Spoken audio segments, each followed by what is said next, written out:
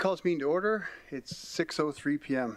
So good evening, everyone. I'll humbly acknowledge the land which you live, learn, work, and play. It's Treaty 8 territory, traditional lands of the Cree and Dene, and unceded territory of the Métis people. I'd like to also mention that Councillor Ball and Councillor McGrath will be joining us online. So if councillors during any voting, if you have make sure your camera is on for voting purposes. And also Councillor Cardinal and Councillor Boussier send their regrets this evening as they couldn't make it. If anyone in the attendance wishes to address council on any of the agenda items, please see legislative services to my right to register before the agenda item comes up. And just a reminder, you have 5 minutes to speak and must remain on the topic and remain seated for any questions. Before the agenda, does anyone wish to serve a notice of motion? Councillor Dogar.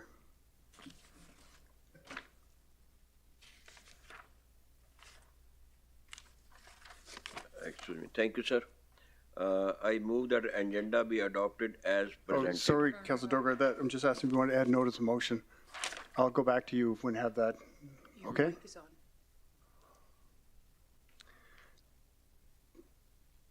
Does anyone wish to serve notice of motion? No?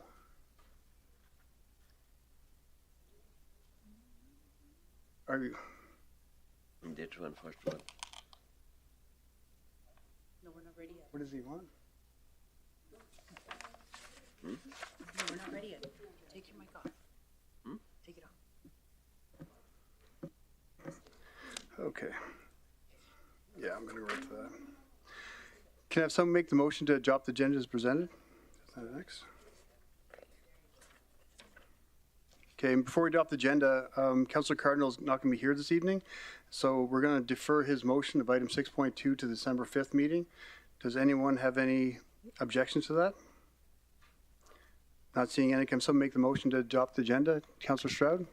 Thank you, Mayor Bowman. I move that the agenda be adopted as presented. Thank you. Can I have someone second that motion? Councillor Dogar? I second it. Thank you. Are there any amendments to the agenda? Hearing none, I'll call for a vote. All in favor? And that's carried unanimous. Thank you. Moving on to consent agenda. Does anyone wish to remove any items from the consent agenda? Can someone make the motion? Councillor Grandison? I move that the recommendations contained in item 3.1, 3.2, 3.3, and 3.4 be approved. Thank you. Someone second that motion? Councillor Stroud? Thank you, Mayor Bowman. I second the motion. Thank you. And call for a vote. All in favor?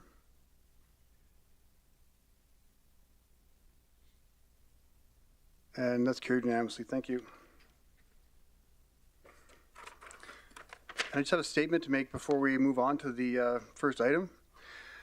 Today, I just want to share an update on our ongoing efforts to bring EMS back to municipality.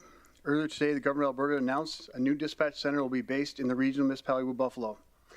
HS, Alberta Health Services, will contract the municipality to municipality staff and run an emergency call center to dispatch ambulances within our region. While the agreement still needs to be finalized, this is the first step in EMS dispatch being restored to municipality and to the internationally recognized local expertise, knowledge, and the experience of our own regional emergency services here. This is great news for everyone that calls this place home. It's something we've been working on continuously for the last 2 years, myself and this council alone. We will wish to thank Premier Daniel Smith and Minister Adriana LaGrange for their leadership in hearing our position on this matter and taking action along with local representatives, including Minister Brian Jean, Emily Taniao, and many others. This region is unique in many ways, and we have a provincial government that understands that when it comes to EMS dispatch, we are the people that need to be looked at. I want to express to my council colleagues here this evening my appreciation to them for being united in this issue. And it's also important to acknowledge former Mayor Don Scott and his last council and all those previously fought for our position for their strong advocacy on EMS dispatch, which was centralized by HS in 2021. Of course, we were also supported by the community itself, including the International Association of Firefighters, Local 2494, emergency response organizations such as HERO, Indigenous communities, and residents themselves, and many others. Your voice and leadership was instrumental in us receiving this award now. Finally, to Regional Fire Chief Jody Butts, with everyone at the Regional Emergency Services, including the dispatch team. Your knowledge, expertise, excellence, and commitment were the foundation on which all of us stood, alongside municipal staff that worked with us behind the scenes to make this possible. We will always champion for you with our RES, and we look forward to a new collaborative partnership with AHS for EMS dispatch in the region. Almost EMS return its dispatch to the municipality. So again, thanks to Jody and all the staff and all the municipality and their staff for their continuous advocacy for everyone here, including the hero group here today with Paul and Andrew here today. Thank you.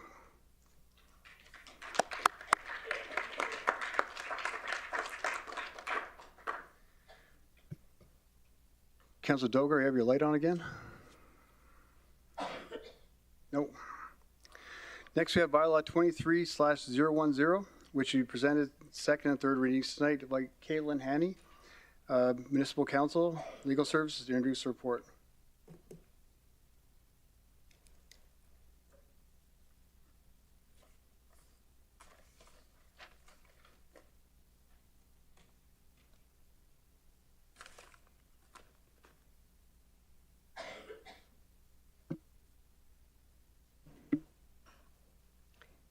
Good evening, Mayor and Council. On April 11th, Council asked that administration present a bylaw for Council's consideration that would establish a transportation committee.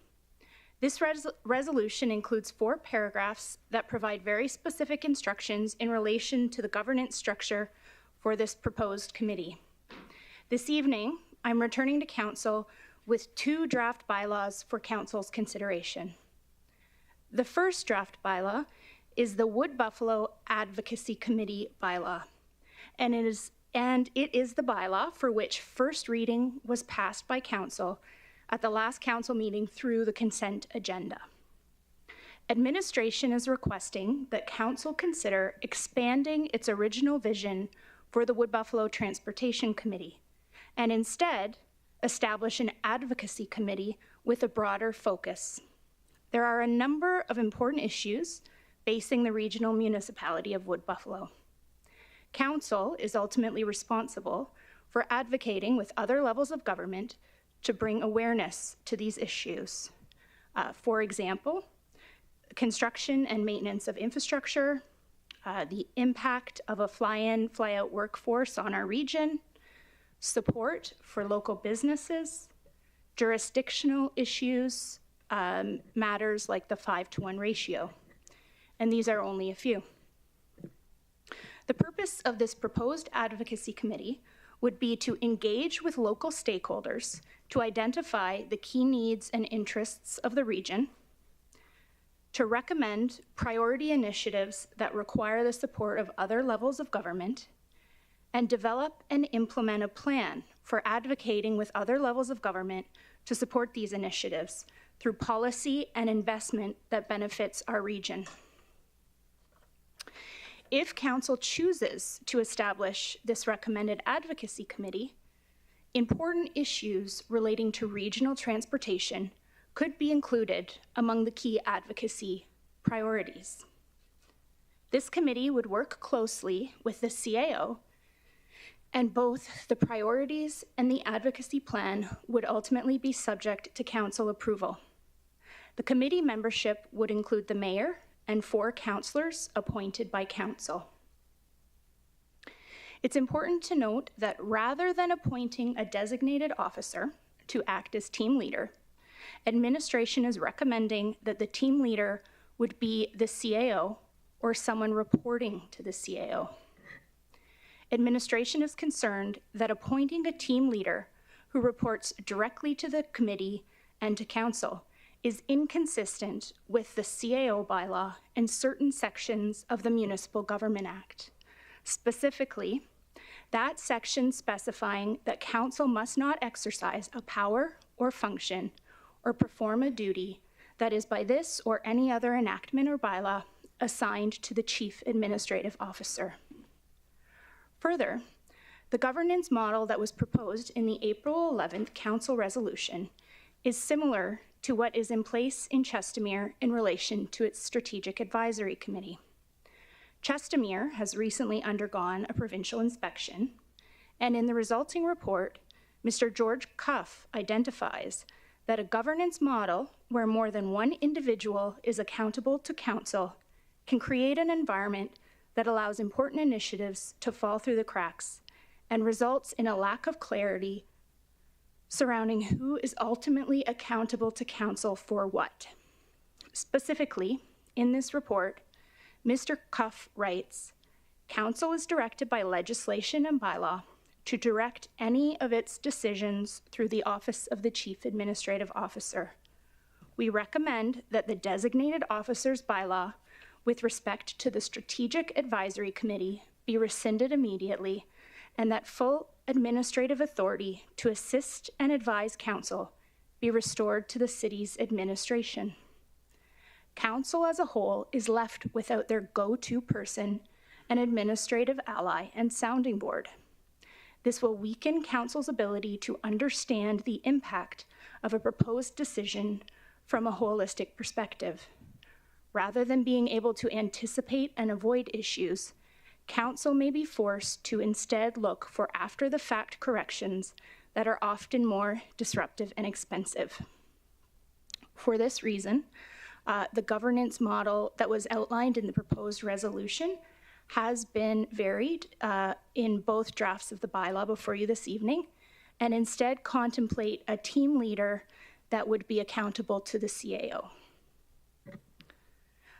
If council prefers instead to proceed with the originally conceived Transportation Committee, administration recommends that council vote against the second reading of the Advocacy Committee bylaw and instead proceed with passing all 3 readings of the alternately proposed Transportation Committee bylaw.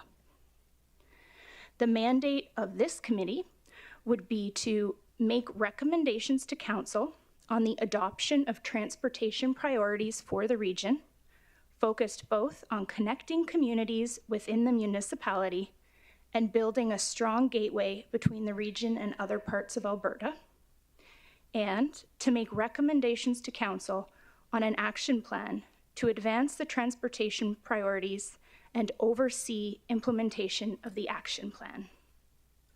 Both the transportation priorities and the action plan would be subject to council approval, and this committee would also be comprised of the mayor and 4 councillors appointed by resolution of council. So this concludes my presentation this evening, and I'm happy to address any questions that you might have. Thank you, Kayla. Do you have any questions of council? Councillor Dogar?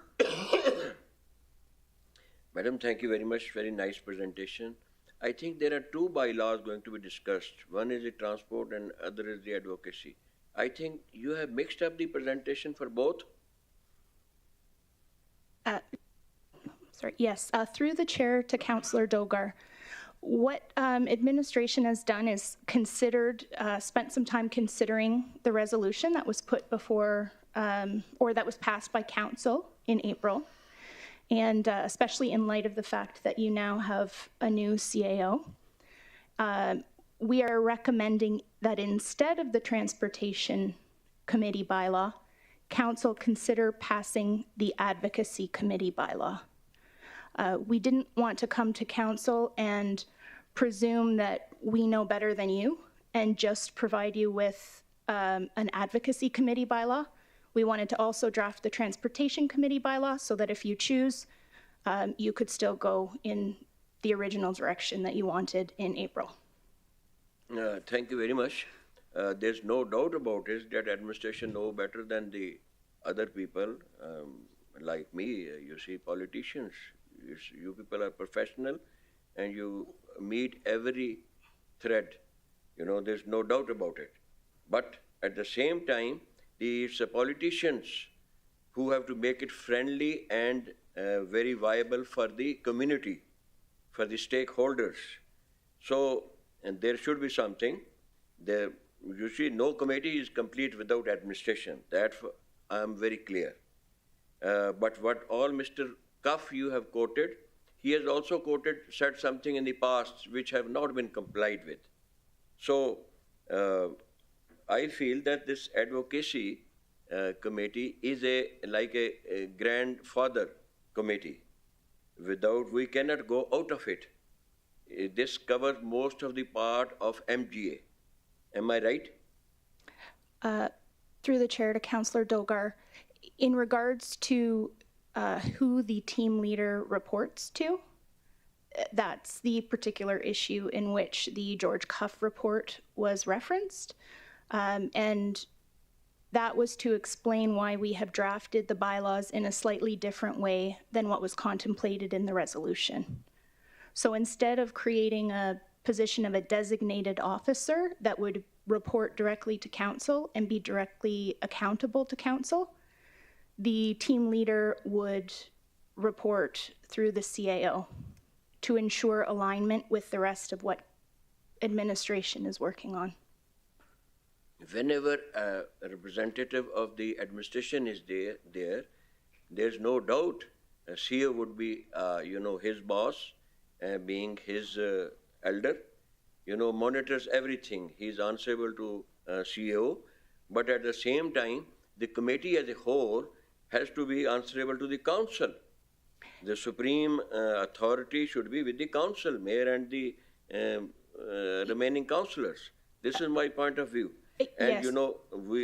I don't know. Sorry for interrupting. Sorry, Please and go ahead. through the chair to Councillor Dogar, I just wanted to clarify, the bylaw is drafted in that manner. The committee would be accountable to council. Correct. Yes. At the same time, the second bylaw is also there, the transport. Correct. Okay, let somebody else give his. Thank you to Councillor. Councillor McGrath?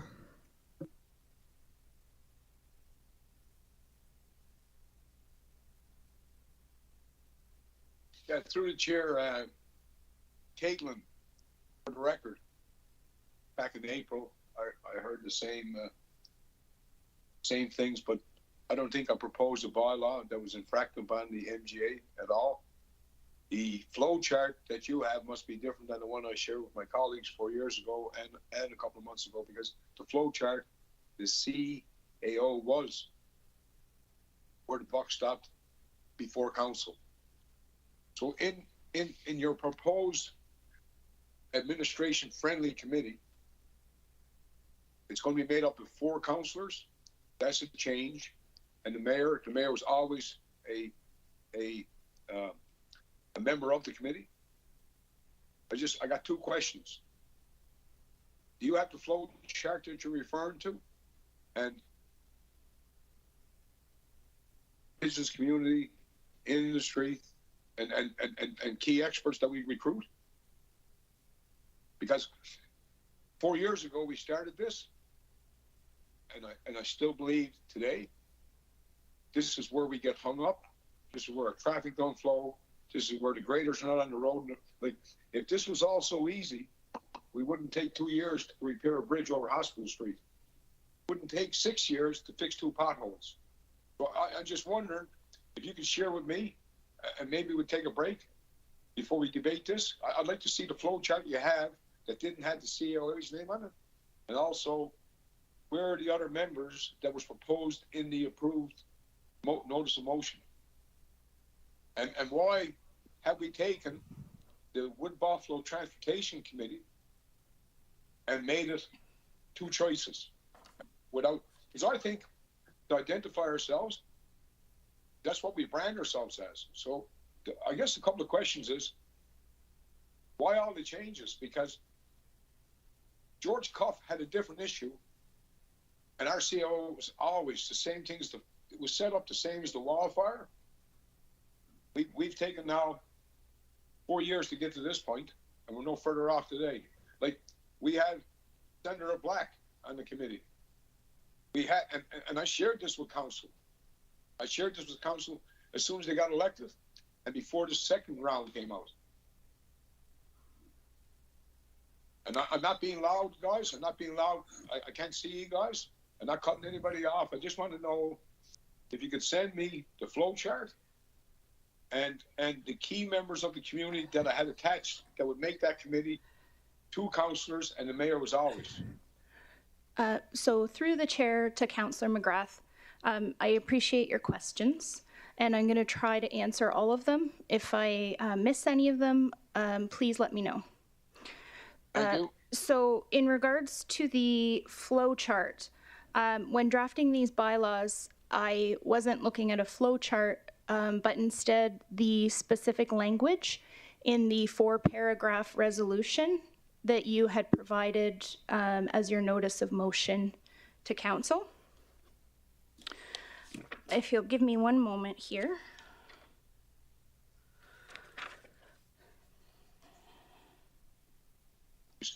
I read that motion of mine was vetted through legal before it hit the floor as well. But, So, thank you, ma'am.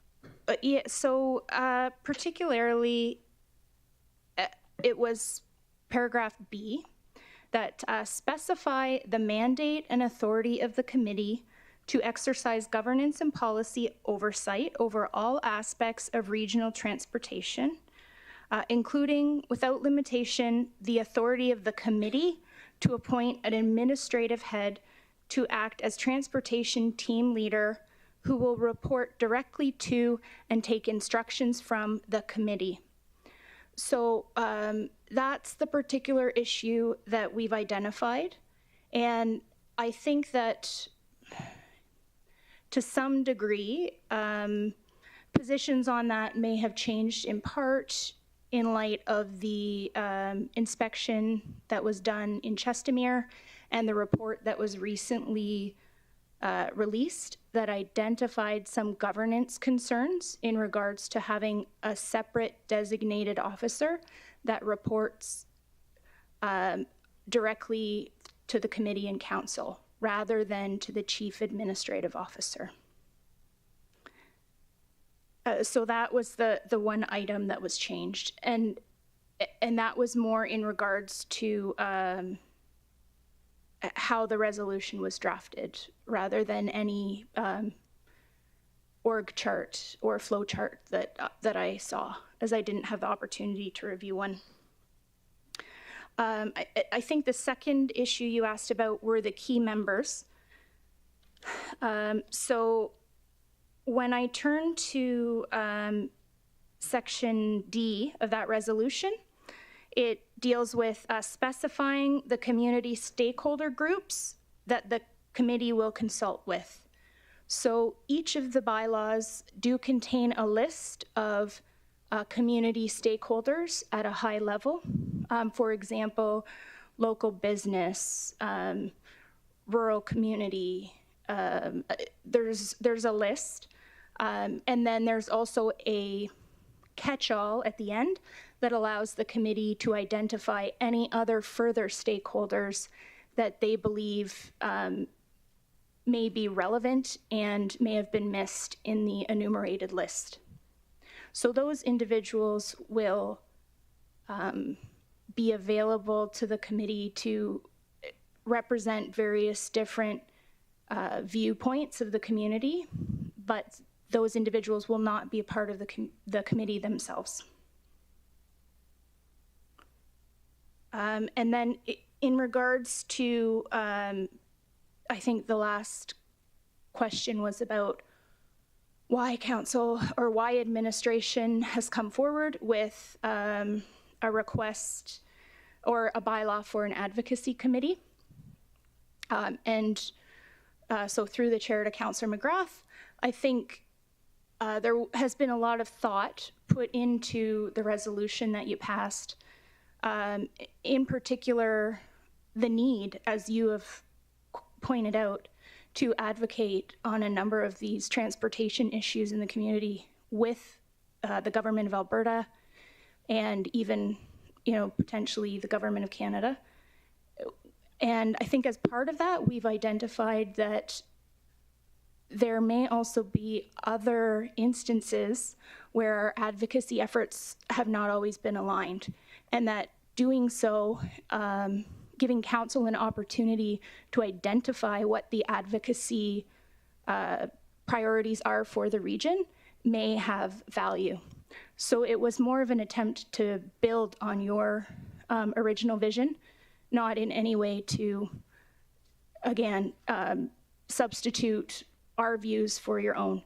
And that is also why we have made sure to introduce the second bylaw, which is the Transportation Committee bylaw. And ultimately, if that's the way that council prefers to go, then you could vote down second reading of the Advocacy Committee and propose all 3 readings of the Transportation Committee bylaw tonight. So I hope that answers your questions. And if I missed anything, please feel free to point it out and I will address it for you. Thank you. True to chair, with all due respect again, our 2 MLAs and our MP certainly were part of that group as ad hoc, like the mayor, because we, as you pointed out, we've certainly encouraged them to be part of reconciling the couple of $100 million we spent already, trying to capture that through some access roads to make our community more livable in a commute to work that's doable. And I go back to, we are all stakeholders in this and making our community sustainable, but somehow the name changed, the MLAs, the MP is gone, and the people from Saskatchewan that was proposed. But you probably don't see that. But I just want to make sure that I wasn't out trying to upset the MGA Act, because everything I'd done, I was advised by our own legal team and outside league, I think 3 years in a row. So I still didn't hear. I heard that we can go to stakeholders, which we do a 360 probably every 3 years with our outside stakeholders. And we were never dismissing the CAO, never. This, you say that there's no tweaking. This is watered down to an administration committee. I didn't hear nothing about a budget in there. The key stakeholders, committee members, they were going to be committee members, but I'm kind of saddened, but I won't waste anybody's time, because I know what work went into this in 4 years, and it's always the same thing. So I'm saddened by the intent, and when you say things haven't changed, well, I think even this council knows exactly the work that was put in to date, and it doesn't reflect 20% of our intent. But I'm good with that. I got no more to bring forward to you. I'll wait to vote, and we'll call her a day. Thank you. Thank you, Councillor McGrath. Councillor Grandison? Thank you, Mr. Mayor, through the chair.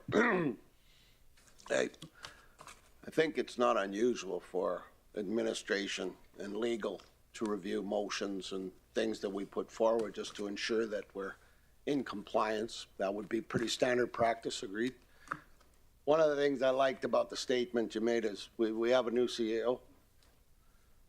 And I think we have a lot of very smart and committed administrative personnel that always want us to succeed.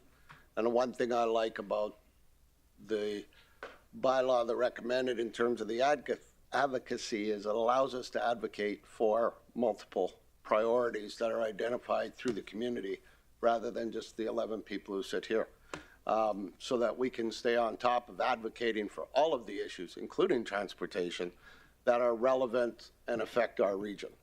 And for those reasons, and I respect my colleague and all of the work that have gone into this, but we are an evolving organization. Our country's evolving, our province is evolving, and we're evolving. And I think we just need to keep going forward. And I think we just had an announcement that was very much reflective of a lot of advocacy that went into that happening. And the mayor's looking at me, so is there a question in there, Councillor Grandison? Because yes. I know, I see those words wrapping in his head. So my question is, and I always love this part at the end, is, am I accurate in my thoughts? He would do well on Jeopardy.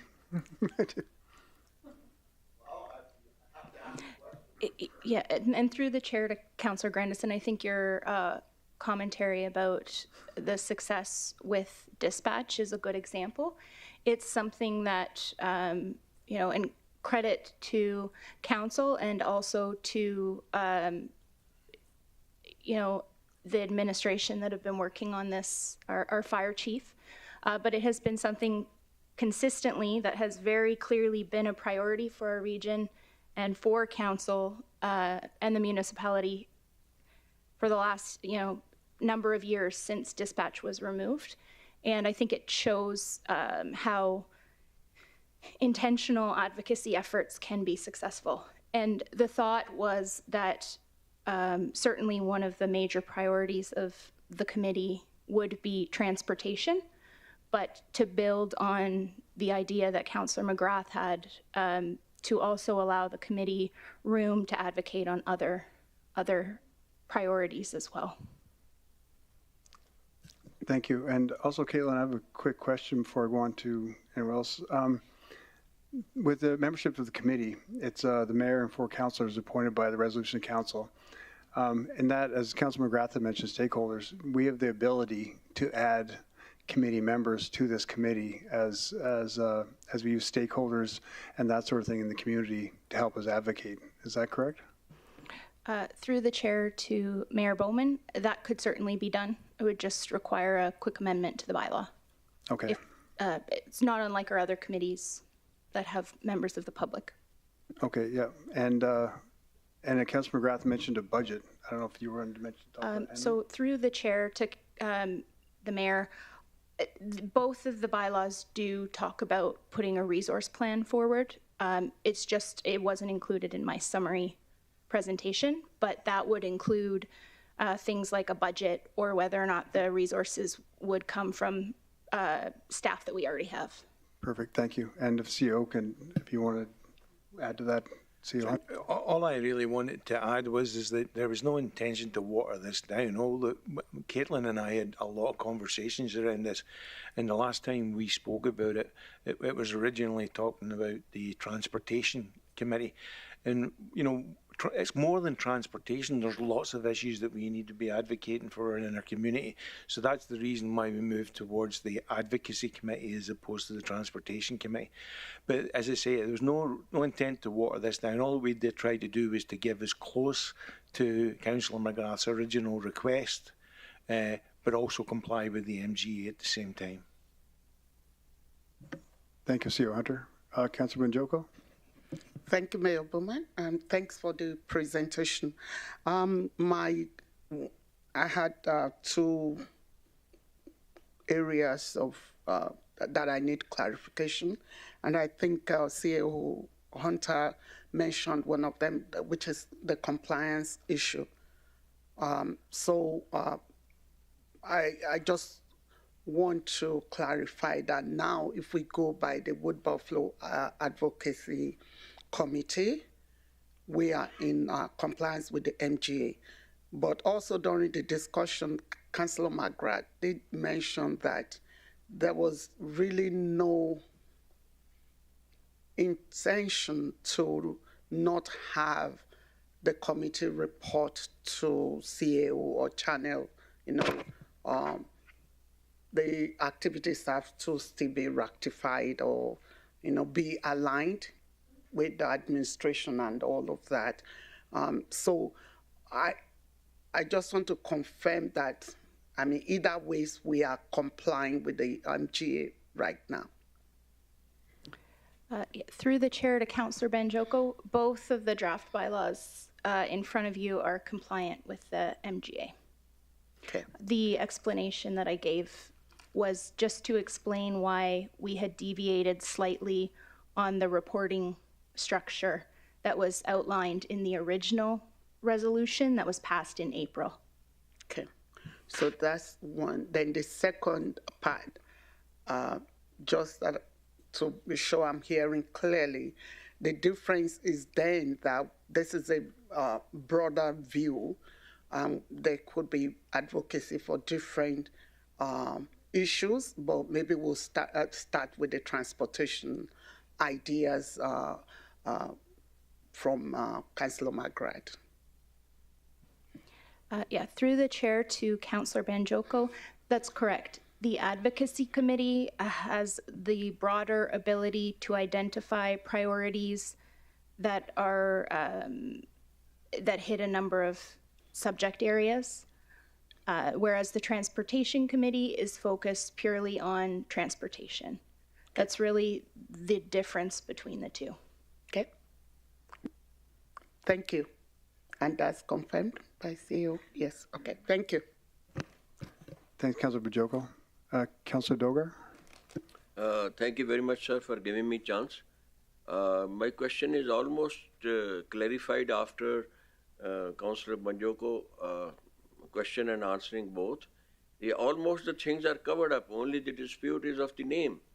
There should hardly be any dispute, and the presenter of the Transport Committee and administration should bring one name, either the advocacy. The transport can also be covered within the advocacy committee also. Thank you. Through the chair to Councillor Dogar, absolutely. If you would like, somebody could pass a second reading amendment to change the name of the committee to Wood Buffalo Transportation and Advocacy Committee.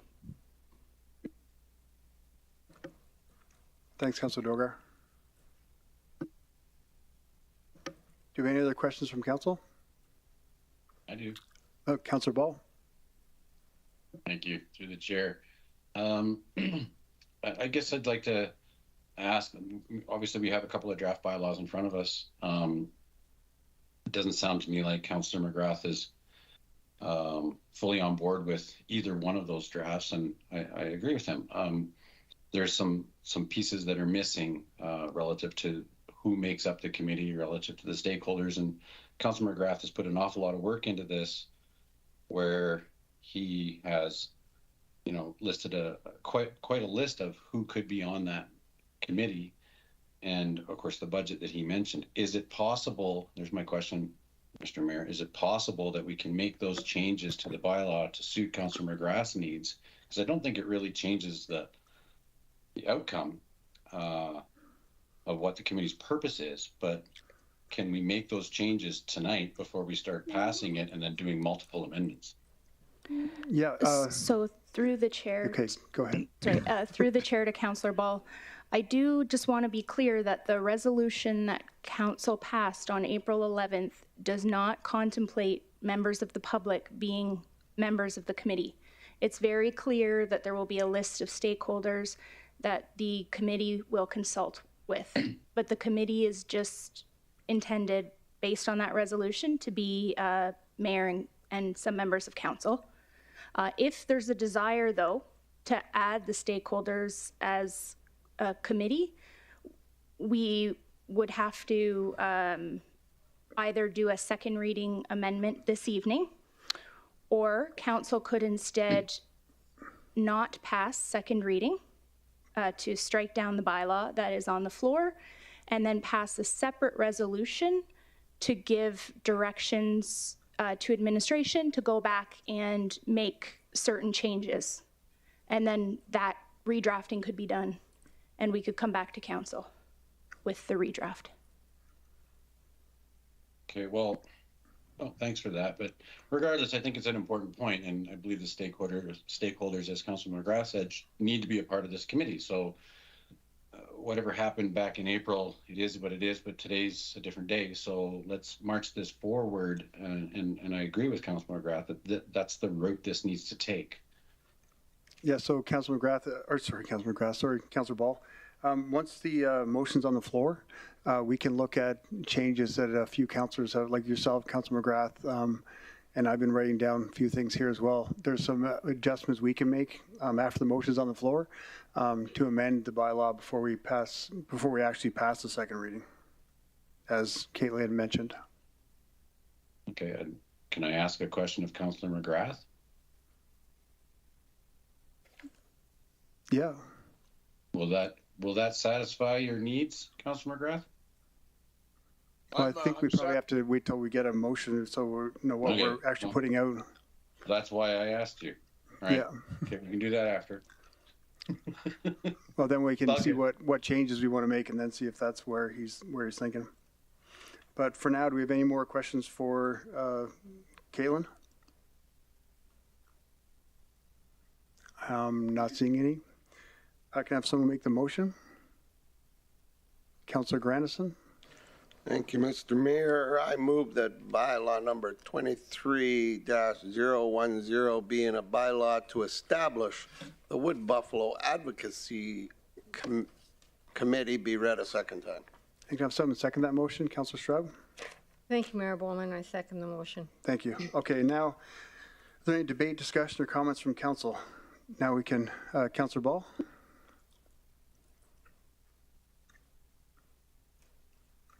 You're on mute, Ken. Yeah, and my hand's not up either, so. Oh, sorry, I just wanted you to ask Councillor, thought you wanted to ask Councillor McGrath about changes. Oh, yeah, I guess I can ask him that question, sorry. So what I was discussing earlier, is that something that will work for you, Councillor McGrath?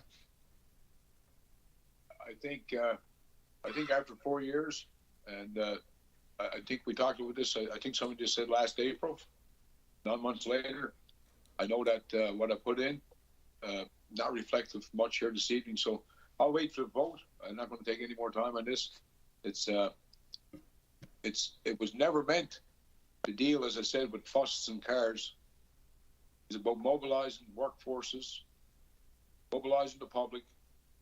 I lived and worked in a community that never had a shift change properly at Aurora or Shell for 7 years while we put the bridge abutments in.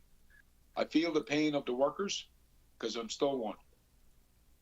And I thought hard and heavy about the committee and the work that was put in, the information I got that I passed on to you guys when you first got elected, updated it, and always ran it through legal to keep compliant. Because I really believe with the headwinds we have, we need some focus groups in 4 core services of the city. And I think right now, without a deputy, like the only employee we have is the CAO, and with his partnership, that's how we get some funds that we never got before. It wasn't about transportation, but the advocacy of moving trades, skills, laborers, taking the synergy that we have, and I'll wait for the vote. I won't. It's not about me being happy. It's about what we should do when we're elected. See some value in using our partners as real partners. Engineers that built like Mildred Lake bypass, Highway 63, people that know. We advocate for a route that only just 55 kilometers left, and we can connect to provinces with work already done on the other side. And we're here tonight debating about ourselves. But I appreciate the politics, but I'm always glad to be a blue-collar guy. And I think that we spent, myself, a couple hundred days going back and forth to Manitoba and La Lâche and talking to the previous council. And here's what it is. It's always a showboat. But at the end of the day, if we don't get a road that takes people home, mom and dad home every night, that's what we need, the basics of the foundation to get it right. Transportation got to do with our airport as well. Got to do with Medivacs. It's a logistic that we need, and a lot of areas where we lack. And that's the reason why I bought this whole thing. It wasn't about, I want this power, or I want this, or I want to be happy. I'm happy that the people supported me for the last 29 years in these seats. And I got to think that I've learned a little bit along the way. I don't forget who put me in this chair. I don't care if they call me a vice president or the Labour. Everybody's the same in the good Lord's sight. I have nothing else to say to this motion, nothing to add, nothing to deflect. I know what I put in, and I know what I got tonight. I appreciate everybody's thoughts and everybody's words, and I certainly appreciate the administration time that went into this. Thank you very much. Hey, thanks, Councillor McGrath. Councillor Stroud? Thank you, Mayor Bowman. Mayor and council members attended the Rural Municipalities Association Convention in Edmonton in October.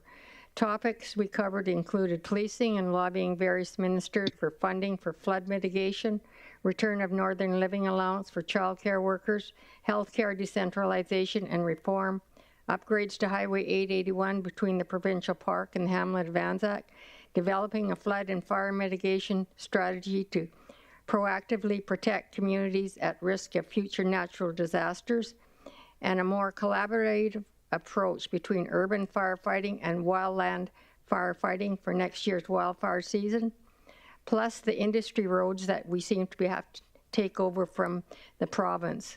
This Wood Buffalo Advocacy Committee would further support voicing these concerns to the provincial and federal government. Thank you. Thank you, Councillor Stroud. Councillor Grandison? Thank you, Mr. Mayor. So, I very much appreciate my colleague, Councillor McGrath, talking about it's not about him, it's about the needs of the community. And in my mind, I see the presentation of the Advocacy Committee as being just that, in my own personal opinion, because it allows us to advocate for all things based on priorities and to invite experts within the community to participate on the committee to provide their expert advice and guidance. I don't see the downside in that, personally. I just see the upside in it. So it allows us to do all the things as it relates to transportation. That's there. I don't think a budget should ever be created that doesn't go through our CAO. We're just going into budgets. We just had a couple of days of talking about fiscal responsibility, and one of the factors of fiscal responsibility is having a CFO and a CEO that takes care of recommendations for money, and then we approve it, right? But we can't spend what we don't have. So again, that has to go through the CEO in my mind, and this bylaw allows all of that to happen. So I support, because it accomplishes both from my view. Thank you, Mr. Mayor. Thanks, Councillor Grandison. Councillor Benjoko? Thank you, Mayor Bowman. I'm just wondering what would be the issue if we have both committees? Is it a possibility just to have the Wood Buffalo Advocacy Committee separate and the Transportation Committee? Would that be a problem? Because definitely I think we need the Advocacy Committee, and looks like the vision of Councillor McGrath is now aligned with joining forces.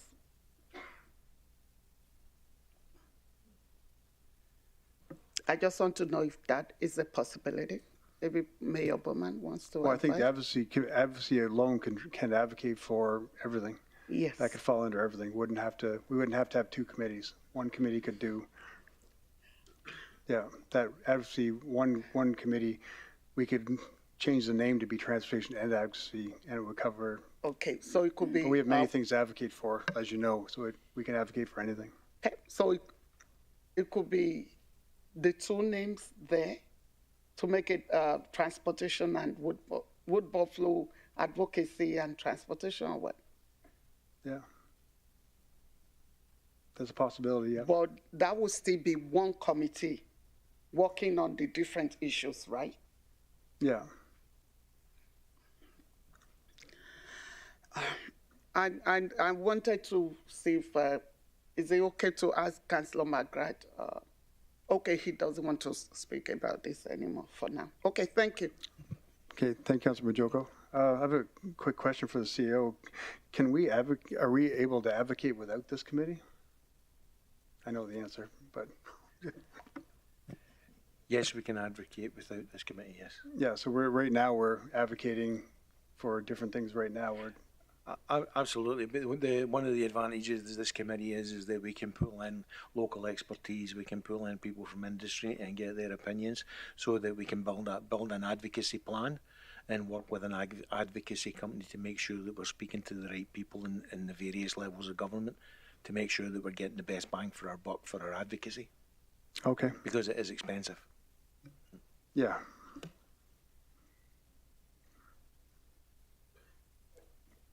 Do you have any other discussion points or comments from council?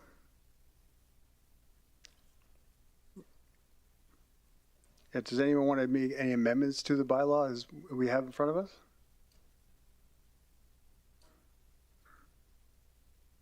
Councilor Benjoko? would that be the amendment of the name? Would that, That's an amendment, yeah. yeah, if that would serve, then I would want to see if we can change the name to Wood Buffalo Advocacy and Transportation Committee. Okay. If that works for us. I don't know the difference. That's right. Does anyone want to second that amendment? Councillor Walkwin? Thank you, Mayor Bowman. I second that motion. Okay, so the wording should be on in front of you on your iPad there.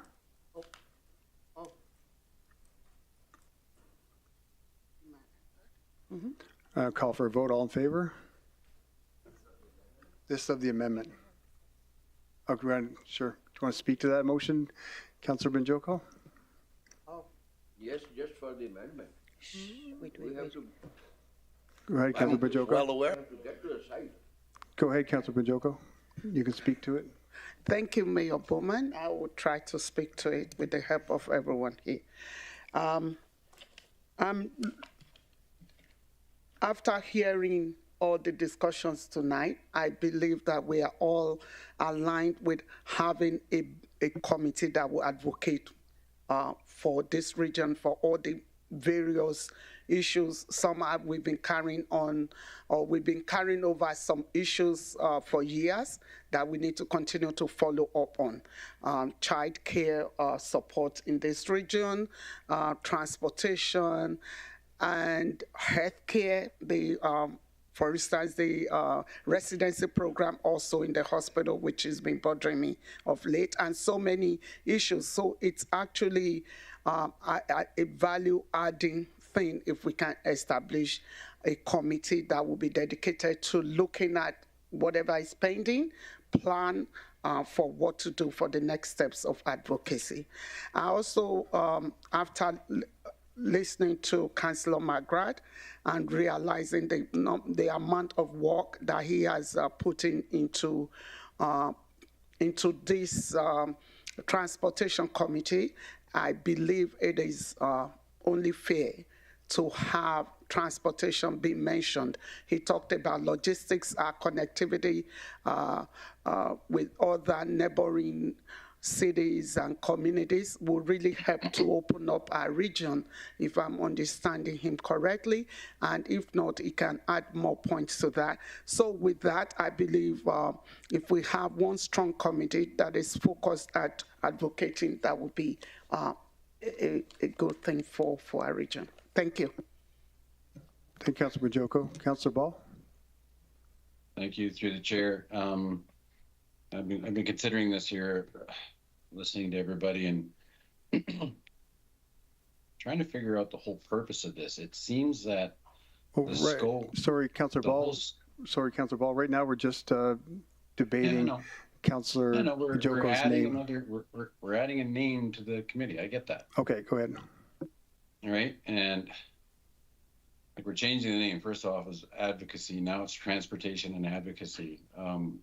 We could add 1,000 names to this. We advocate on behalf of everything, no matter what. So, without a committee, I just think we're too narrowly we're too broad focused right now. Councillor McGrath wanted to be a little more narrow relative to the transportation side of things. So I don't know how this adds to the committee in any way, shape, or form. It's not like it's going to be a separate branch of the committee. It's just going to be another task. And I don't know who's going to manage it, but it's going to be a big job.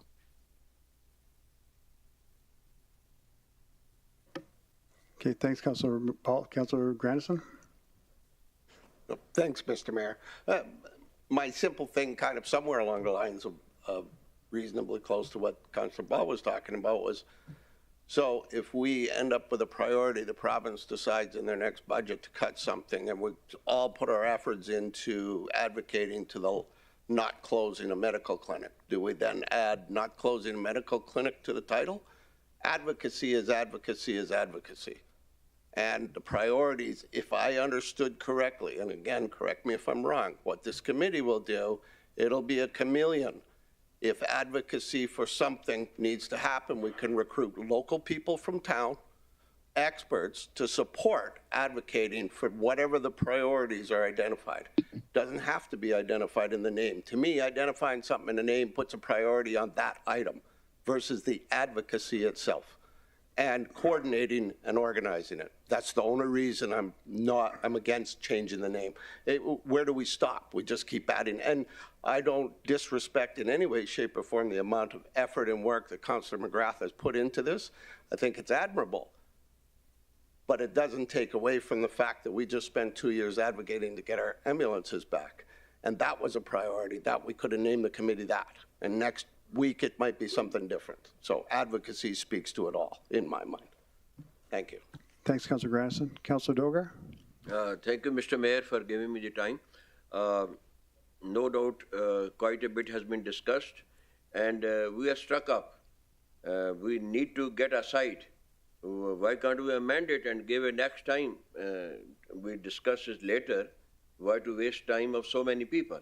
That's my point of view, and I agree with the amendment that was brought up by Councillor Funky, that we postponed it for the next time. Thank you.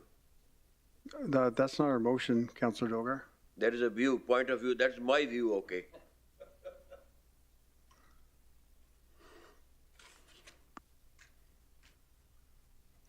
Do you have any other debate points or discussion on the motions on the floor, the amendment? I'm not seeing any, so I'll call for a vote. All in favor? There should be an amendment right on your iPad right in front of you. Let's see it.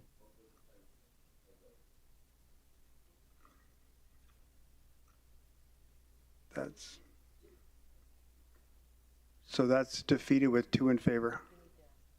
And sorry, who's and opposed? Yeah, he didn't. So that's defeated with 2 in favor. Are there any other amendments everyone has?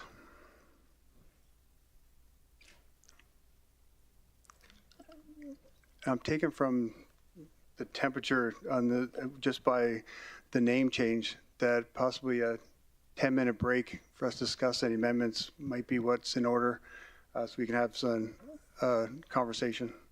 So we're going to take a 10-minute recess, and so we can discuss and put in writing any amendments that any councillor might have. So we'll be back in 10 minutes. Thank you.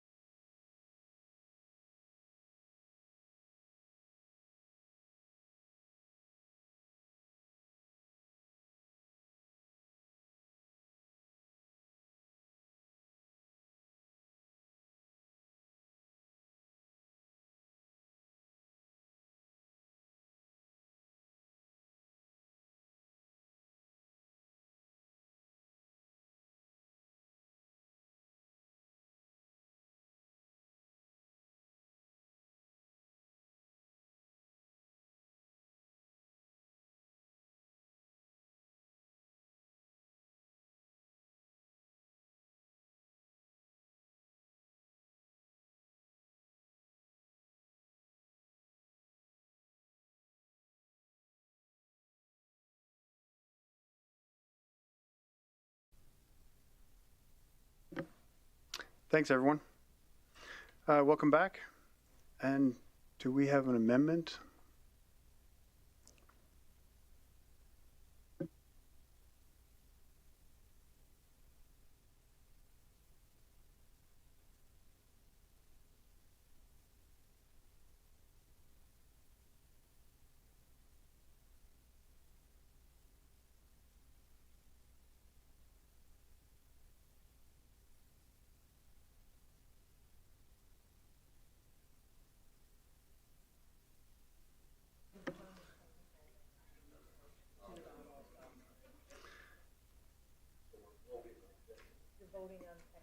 Okay, before we go to vote, is there any more debate, discussion, or comments from council?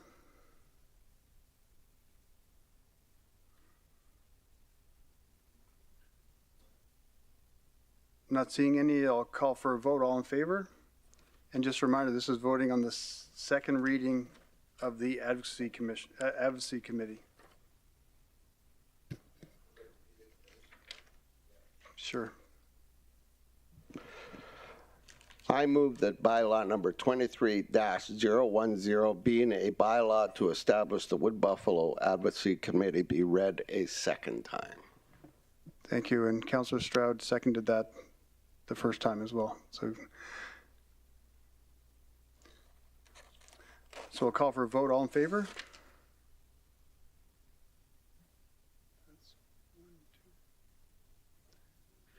And against? So that's carried 5-4. Can I have someone make the motion for second reading? Sorry, for the third reading?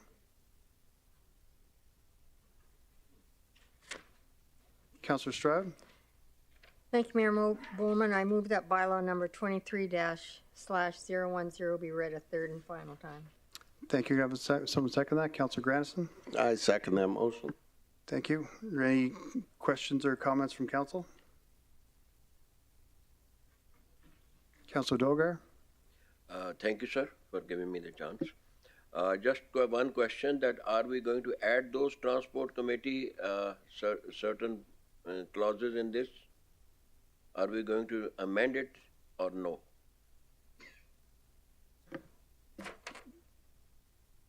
Pardon, what did you want to amend, Councillor Dogar? Should I repeat the question? You want me to, sir, repeat the question? Yeah, I don't know what you're asking. No, are we going to add the transport committee certain clauses in it or not? The name, Councillor Binjoko put that forward, it was defeated. So it's moving forward as the Advocacy Committee. That is defeated, transport committees? The name change was, yes. Okay, fine.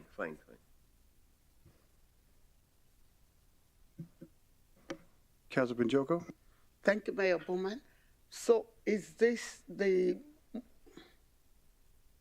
motion that is going to contain the adding ad hoc committee members? Is that what we just did?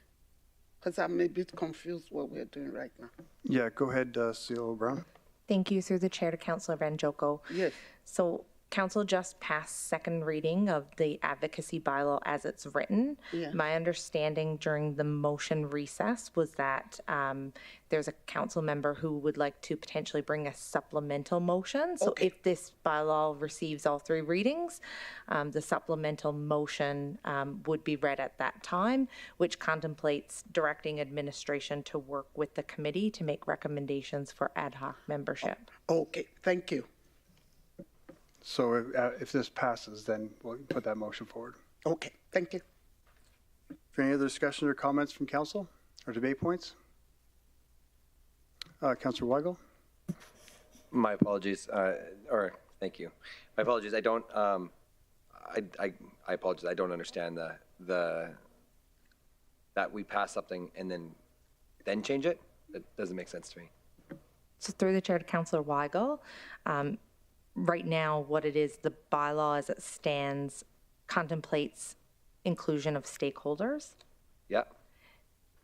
If the committee stands up, and my understanding is council may want to change ad hoc membership as required from time to time, then you would direct administration to work with that committee to bring forward any recommendations for changes. So we're basically just looking at the details after it's been passed. Unless there's a specific amendment to change membership at this point. Okay. Okay, thank you. Thank you, Councillor Weigel. Councillor Grandison? Thank you, Mr. Mayor, through the chair. I was just going to ask to simplify this just to see if it works in my mind. We can't amend or fix something that's not passed. So it has to first be in existence before, and then we're going to amend it after the fact? Is that? So through the chair, the process, if you wanted to amend the bylaw, you could amend the bylaw right now on membership. But it's just easier the other way? My understanding is without understanding what ad hoc membership this committee might require, once it's stood up, the supplemental motion would come into play to go, once the committee stood up, please work with administration to bring forward ad hoc membership as may be required from time to time. Okay, thank you. That makes sense. That's good when you make sense. Thank you, Councillor Grandison. Councillor Ball? Thank you, through the chair. I guess I just have one comment about ad hoc, and correct me if I'm wrong. Basically, we're picking and choosing our stakeholders as we see fit, as we need, as per event of whatever advocacy we might need. Who's going to manage that? It's going to be all over the place.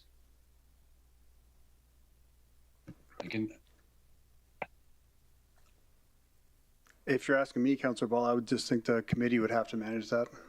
So the four councillors, so we have ad hoc committee members, we have 4 councillors and the mayor.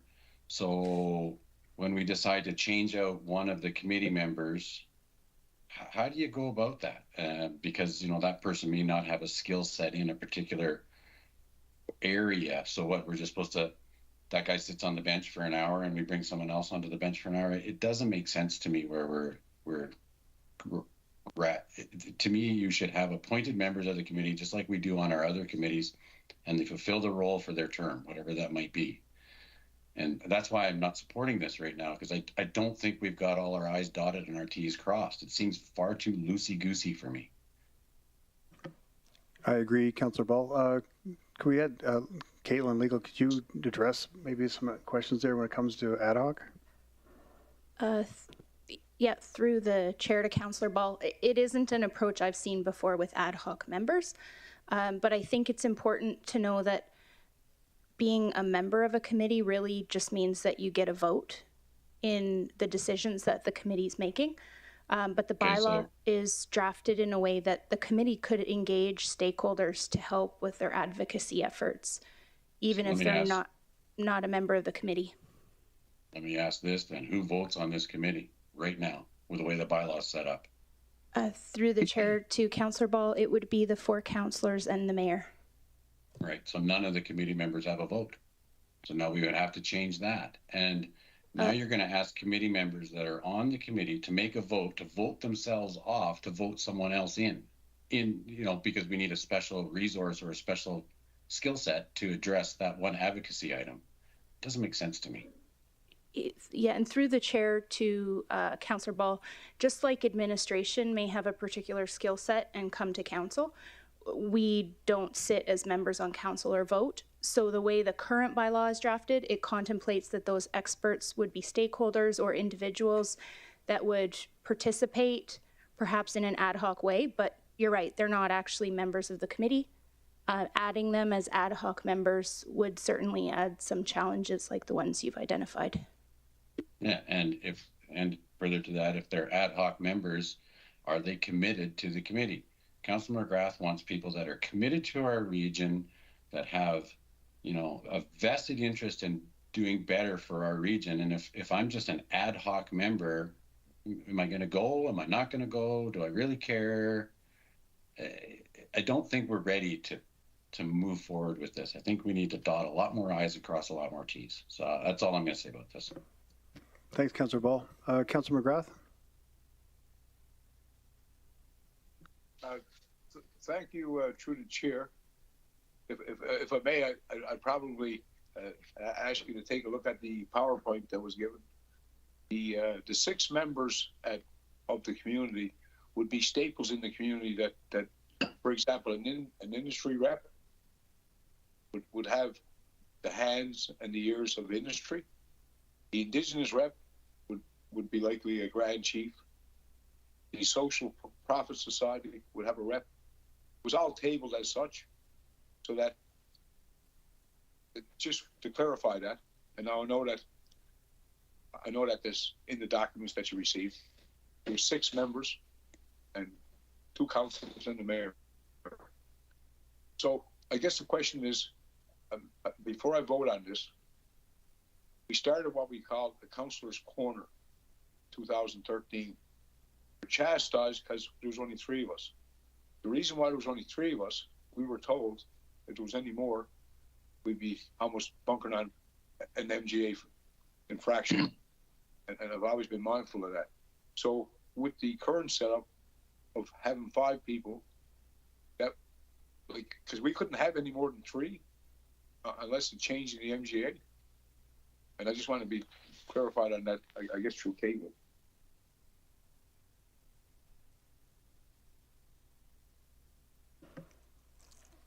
I think right now, Councilor McGrath, it's no more than 5 as the number with under the MGA. And as I go through your original, it was residents from the urban service area and hamlets, local indigenous, other levels of government, oil industry, local business, social service sector. So if we added, as Councillor Ball mentioned, if we added those positions to the committee and weren't ad hocs, they weren't in and out, that would kind of give us a scope of the whole community and the needs. My only, I guess, objection anyway is if we're dealing with, like you mentioned, the Lost Road, for example, we'd need a certain skill set and a certain expertise to help with that, and we'd have to advocate for it and probably have to hire the right people that can go over that, a project like that, to help us move forward with it. And then we might look at something else, advocating for something else. Maybe it's Hero, or we need our Hero people in the spring, their company in the room to know how that project would move forward. So I think we need to look at maybe a set committee, but also have positions open that we can hire people to come in to work on different projects. Yeah, in the original packet, it was also demonstrated that we could second. Industry was look, we've had a lot of work done to this, and the thing was the 6 members, they'd be staples of our branch of our life in the community that make up a whole.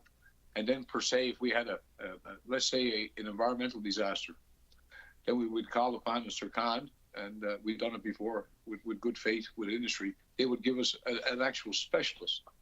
We had it through because the same thing we had tried to push through the rebuild committee, but taking 6 members of the community and a couple of guys that were very passionate with the community, success was measured. And I don't know, tonight it seems like everything that I've done is forgotten about. And somebody said the night earlier that the motion, I don't think there's any similarities to where we started, but maybe in legal terms, but all these committees are talking about members and stuff. It was all laid out and everybody knew it. You wouldn't want to have a committee member that just sat in on one advocacy, because we got to advocate as a whole. And it was kind of funny what I heard tonight is not just transportation. It was never about transportation. And that was also debated, but here it is, November, and we started this 4 years ago. So I think I took enough of the region's time with this one. And now we're going back, adding on, subtraction, taking off. It's politics at its best, while the community suffers. Okay, thanks, Councillor McGrath. Councillor Grandison? Thank you, Mr. Mayor. I certainly don't feel that my comments are political in nature as much as operational. It sounds odd to me that we're talking about something failing before it's even had a chance to succeed. I think we got a new CEO. He's part of the development of this bylaw. I personally want to give him a chance to succeed. He talked with administration, talked with legal, put together a document that believes it will succeed, and I want to support that. So I don't have the expertise to dig into it further. I simply believe that right now, we're talking about people motivated. If bringing in a new highway is an area of advocacy, I don't see why Suncor and CNRL and everybody wouldn't jump all over that, because it's going to benefit them. We're going to get motivated advocates when an activity benefits them. Of course they're going to commit. They'll second, they'll commit, they'll participate, they'll do all of those things. So, and they're not if it's not. And that would be true whether we appointed them or asked them to support. That would still remain true. So I think we're going to find a lot of committed people that will support when it affects them. Thank you, Mr. Mayor. Thanks, Councillor Grandison. Does any of the council have any discussion points, debate points, or comments?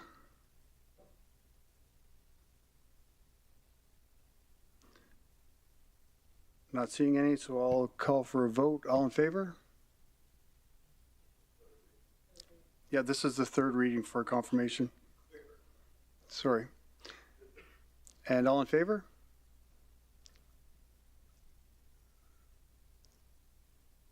And against?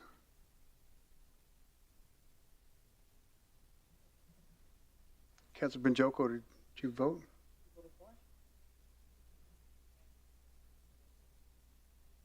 This is the third reading of the bylaw we've been discussing. Yeah, this is the third reading of the bylaw we've been discussing. If it passes, yeah.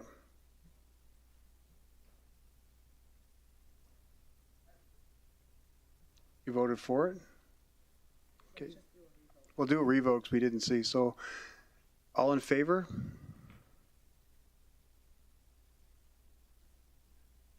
And against? Councillor Dogar, you didn't vote? You have to vote.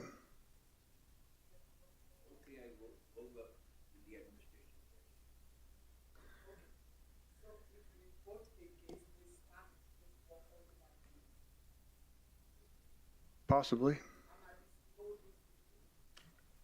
Okay, I'm gonna.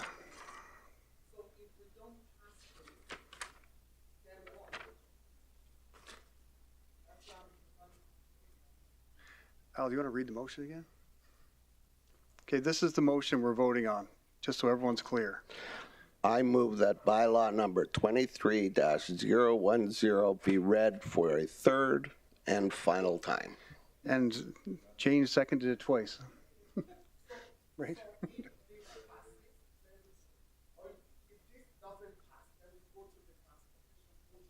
No, this doesn't pass. You could put that on the table. That's a possibility, yeah.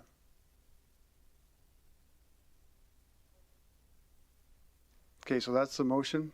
All in favor? Okay. And against? That's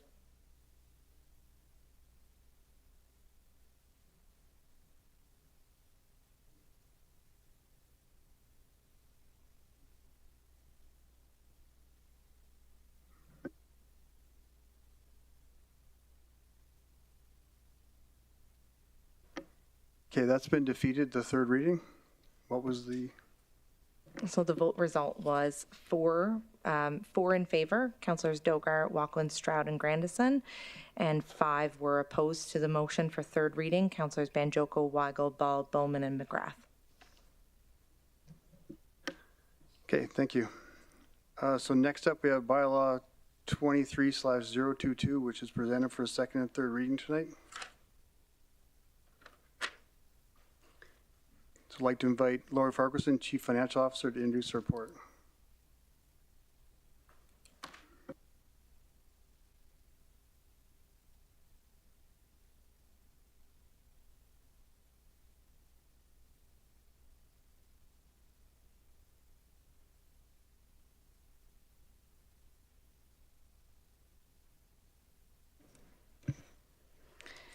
Good evening, Mayor and Council. For the record, my name is Lori Farquharson, Chief Financial Officer. This evening, I'm presenting administration's recommended updates to the FIN 030 User Fees and Charges Bylaw for 2024. Municipalities have limited revenue sources available. Under legislation, the two main sources are property taxes and user fees or charges. The annual review was completed for the user fees, rates, and charges for the municipality, for the charges that the municipality levies for goods, services, and access to facilities. Based on this review and taking into consideration benchmarking across numerous Alberta municipalities, it is proposed that fees, rates, and charges be increased as summarized in the Fees, Rates, and Charges Schedule 2024 included in your agenda package. Within the schedules, increases from the 2023 bylaw are identified in red text. For clarity, I want to refer to an administrative activity which ensures all fees, rates, and charges are included in this exercise, but do not necessarily represent an increase to the 2024 fees and rates. There are two sections under this category. Changes under Schedule B, Animal Control. The rate increases were approved in June 13th, 2023 under the Responsible Pet Bylaw. The updates presented mirror the changes approved by Council under Bylaw 23/009. And under Schedule J, Vehicle for Hire, there were numerous fees that were not on the schedule, which are now included. Where there is no increase, the percentage increase is presented as 0. Rate changes for 2024 are as follows. Within Public Works, Schedule F, Parks and Roads, and Schedule D, Recreation and Culture, minor fee increases are included due to the historically subsidized fees and rates. In addition, we have annual increases to utility services under Schedule N, Water, and Schedule P, Wastewater. These are necessary to continue towards a cost-neutral position as previously directed by Council in 2017.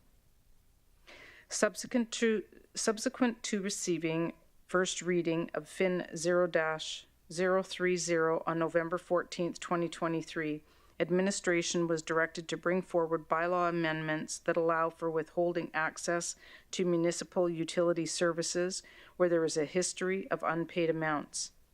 To address this resolution, administration is proposing a second reading amendment to the proposed bylaw 23/022 as highlighted on attachment 3, section 10B, which states the following.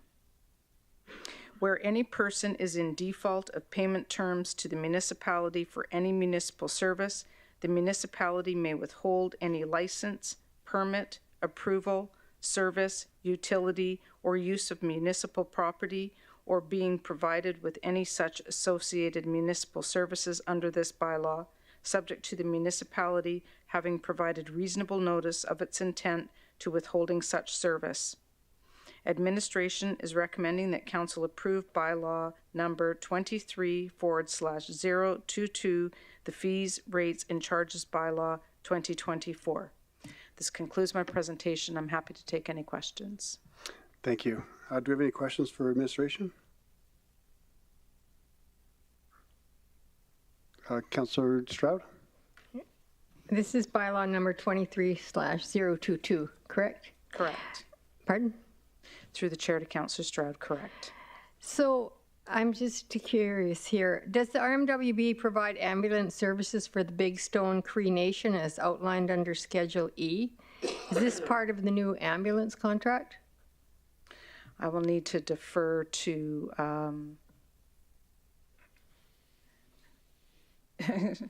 Regional Emergency Services. I was just checking to see if he was still here. My apologies.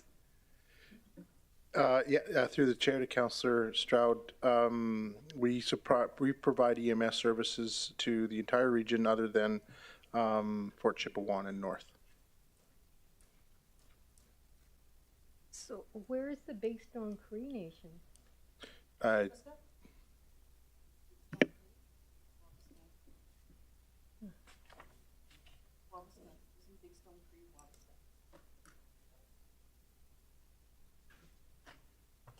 Sorry, what's the question?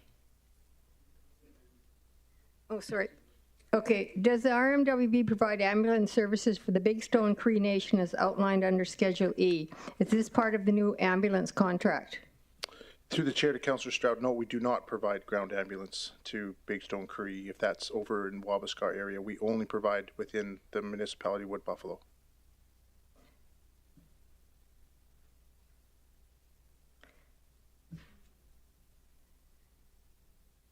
Thank you.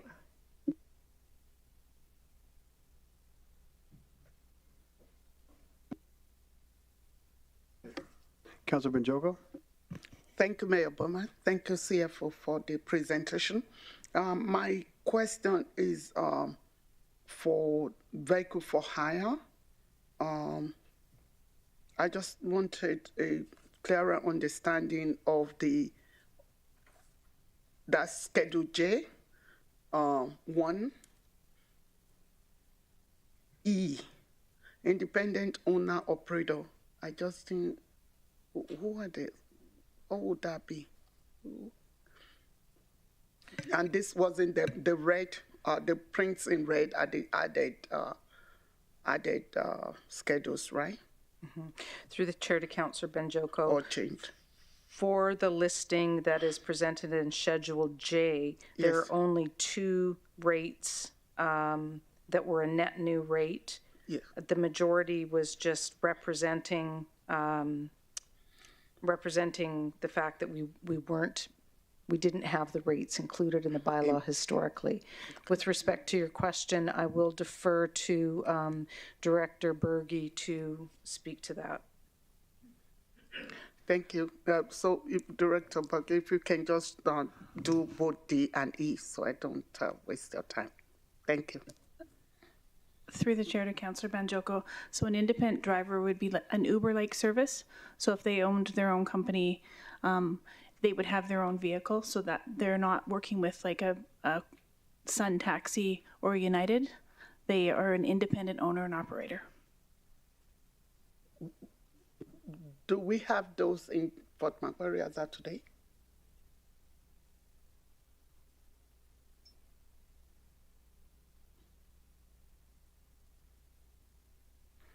Through the chair to Councillor Banjoko, yes, we do. Okay. Okay. Okay. Thank you. Thanks, Councillor Majoko. Councillor Ball? Thank you, through the chair. I don't know who this question will go to, but it's about ICE user fees, the hourly rate.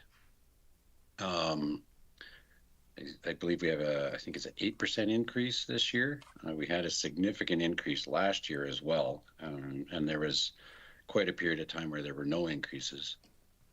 I guess my question is there an 8% increase in our operating costs?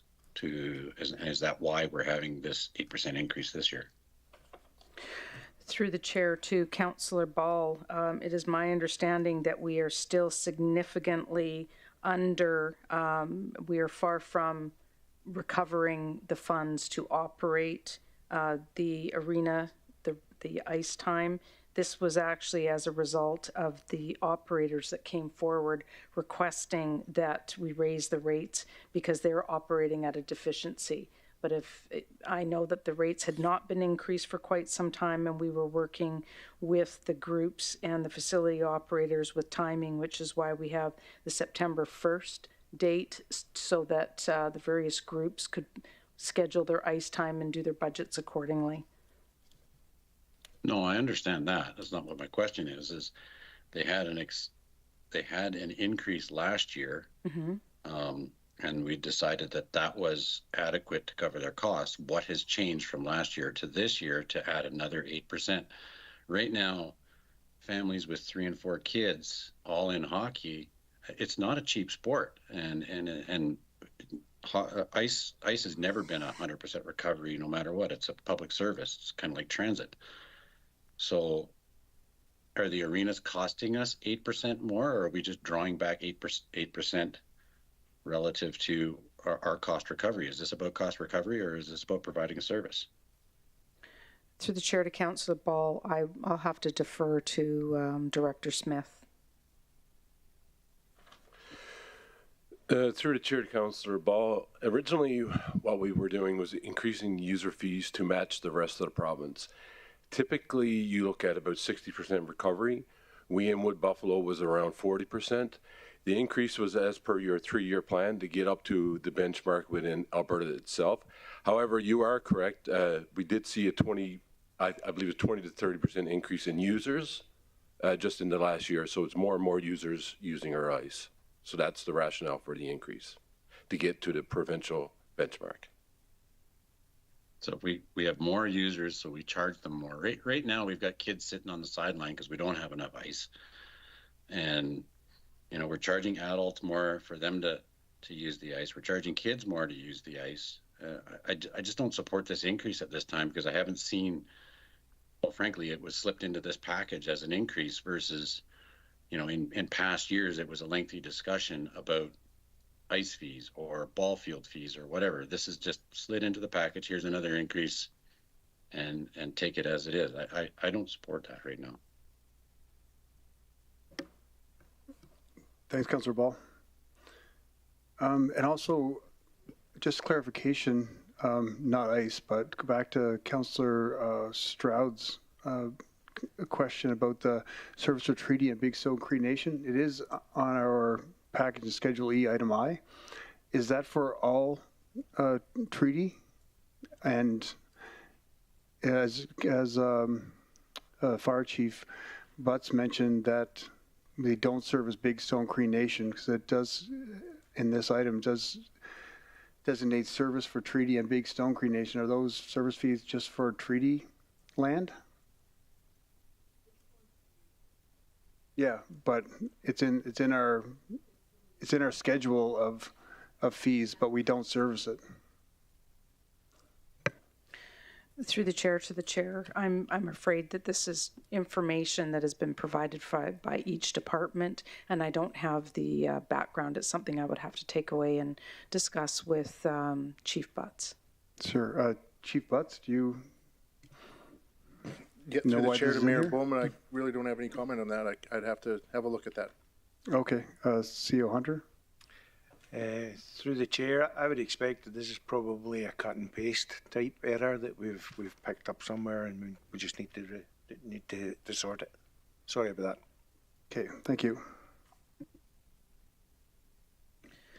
Through the chair, just to speak to process, we circulate each schedule to each responsible department on an annual basis about 6 months in advance of presenting here, and we rely on the departments to validate and change anything or increase fees accordingly. Thank you.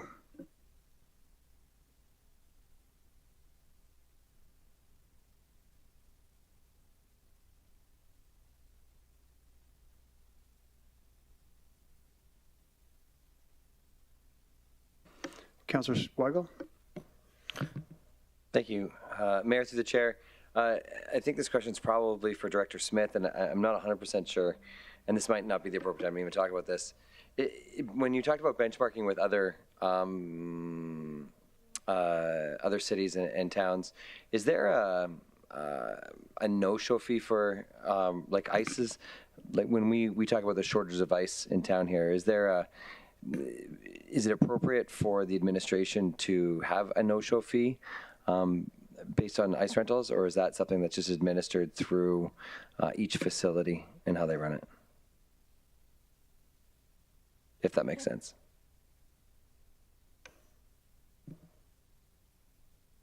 I can answer that. Through the chair to Councillor Weigel, in the directive there is a cancellation fee or a no-show fee. However, if the ice is booked and the user can't use it for whatever reason, then it would go through a list of users who can utilize the ice, if can be. So it just goes back into the kind of the pool. Okay, thank you. Thank you, Councillor Weigel. Councillor Bajoko? Can I add to that? Yeah, go ahead, Councillor Ball. All right. Just to add a little context to Councillor Weigel's question, from someone who rented ice an awful lot. through the allocation process, there is no cancellation. If you have it allocated to you for a particular day of a particular week and a particular hour, you have that ice time every single week, that exact hour. And whether you put somebody on that ice or not, you're paying for it. That is our current policy. There is no cancellation. Councillor Weigel? Yeah, thank you, Councillor Ball. I guess maybe I worded that wrong. I wasn't necessarily talking about a cancellation fee, but it was more of a no-show fee.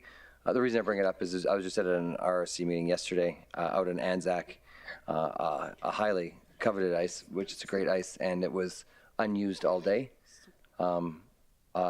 just because user groups did not show up. And so I didn't know if that we were levying a fee for people that are taking ice and not using it.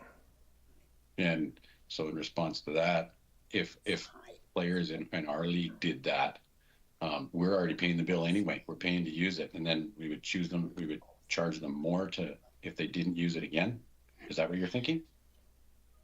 Like a fine?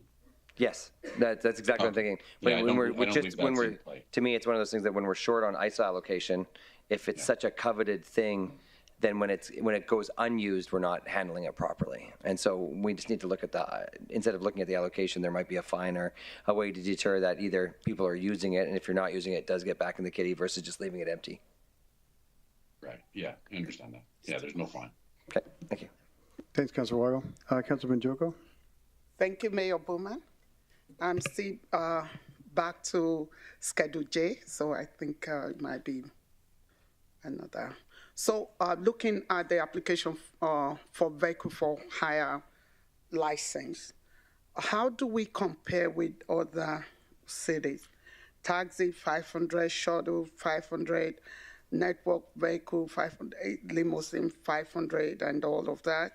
The feedback seems to be that we are really high in comparison with other cities, and this is an industry for immigrants. So I know a little bit about how it impacts newcomers to this region. And then I wanted to know, what was it before? Because it's in red. So is it that it's new or it's been changed? Through the chair to Councillor Benjoko, where the red is represented, if you refer to the second column that says increase, decrease, where it says 0%, we've just added these fees into the Schedule J because they had not been on there before. It was a part of a bit of a cleanup process, if you will. The only increase in fees that are being presented is 2 net new fees, which is the application for chauffeur's permit for a transportation network vehicle and application for chauffeur's permit independent owner operator. These are 2 net new fees that have been presented. Otherwise, there has been no change. And with respect to any benchmarking with other jurisdictions, I'll have to refer to Director Berge. Thank you.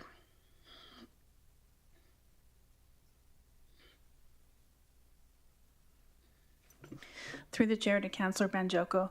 So the transportation network vehicle piece is when the addition came for the rideshare program. So that's just being updated and brought into this. And from my recollection, as far as benchmarking, when we did the vehicle for hire bylaw presentation to you, there was some benchmarking included in there. And my understanding is our rates were fairly close to other jurisdictions within Alberta, but it's certainly something that the vehicle for hire committee could look at, and if needed, it could be brought back to council for a change. Okay.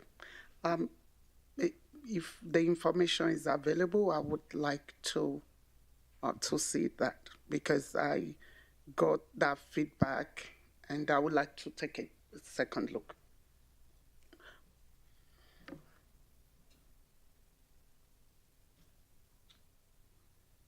Any change would be after the second reading, Councillor Benjoko.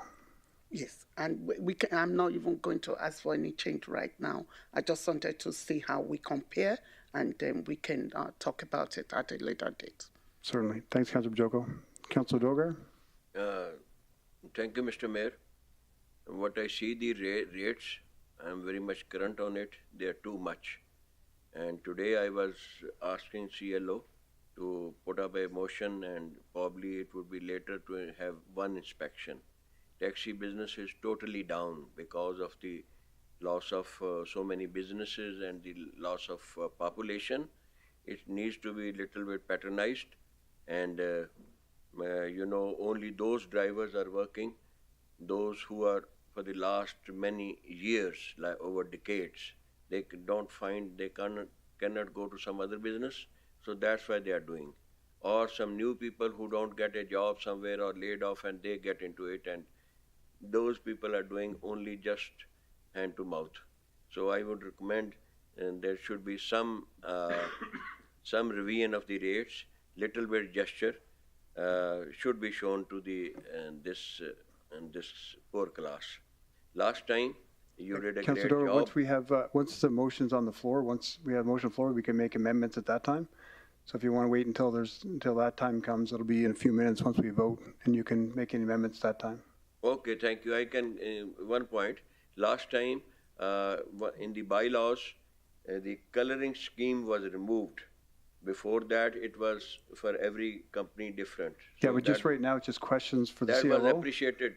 They appreciated mayor and council. That I am conveying Okay. to you. Thank you. Thank you. Do you have any other questions or comments? Or sorry, we're not there. Questions for CLO? CFO?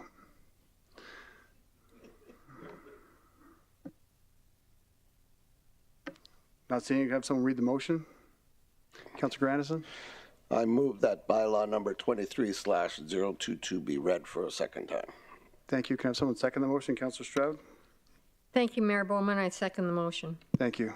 Does anyone have any amendments to bring forward for administration? I do. Councillor Ball? I'd like to make an amendment. I got to read it out here.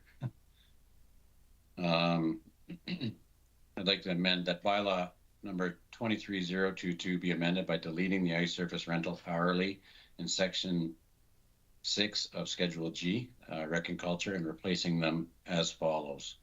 Ice surface rental hourly for regular ice adult, back to the previously approved $199.80. B, regular ice youth, back to their previously approved $108.57. And for C, mini ice, $49.44 per hour. Thanks. Thank you, Councillor Ball. Can I have a seconder for that? Councillor Weigel? I'll second that amendment. Thank you. Does council have any questions or debate points?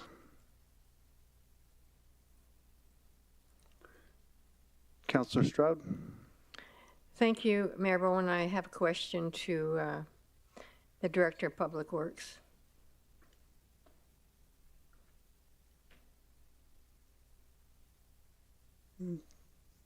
Go ahead, Councillor Stroud. Can you explain why there was an increase?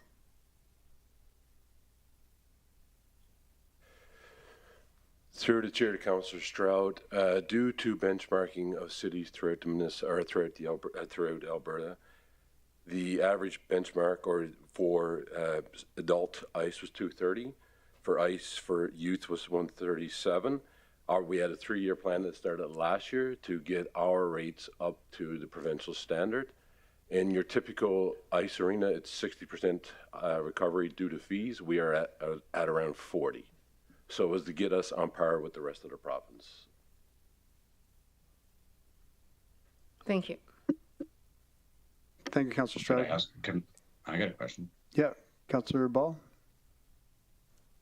So can I ask, and I don't want to be sarcastic with you, Keith, but what is a provincial standard? There's no standard for ice cost. There's no, you have to charge this much. That's what other communities are charging. Maybe it's because it costs them more to operate them. In our case, I asked the question, has there been an 8% increase in the operating costs? And I didn't get an answer. Right now, all I'm getting is that we want to bring the prices up to what everybody else charges. We don't charge the same amount in taxes. Should we bring those up?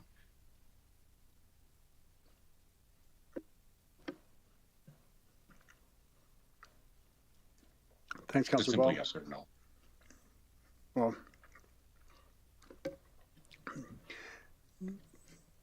Anyway, I don't support raise right now, so.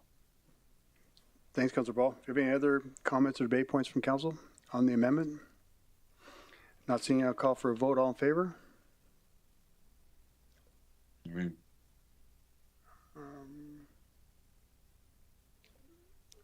With the amendment to take away the increase on ice surface.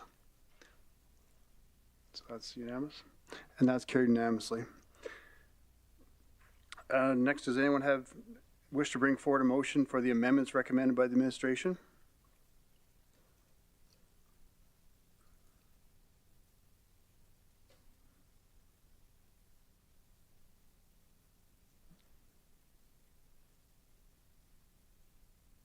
And I believe this is in alignment with the usage charges.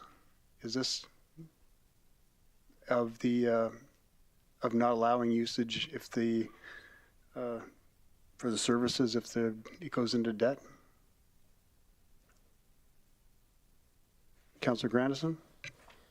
So that would be this one. And I move that bylaw number 23/022 be amended by deleting the current sections 10 and 11 and replacing them with sections 10 and 11 as highlighted in attachment 3. Thank you, sir. Do I have a seconder for that motion? Councillor Benjoko? Thank you, Mayor Bowman. I second the motion. Thank you. Any debate or discussion points or comments from council?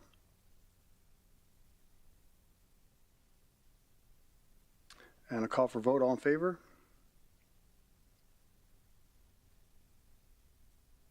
And that's carried unanimously. Thank you.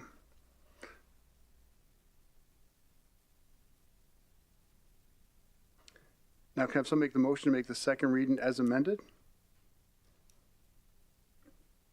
Councillor Grandison?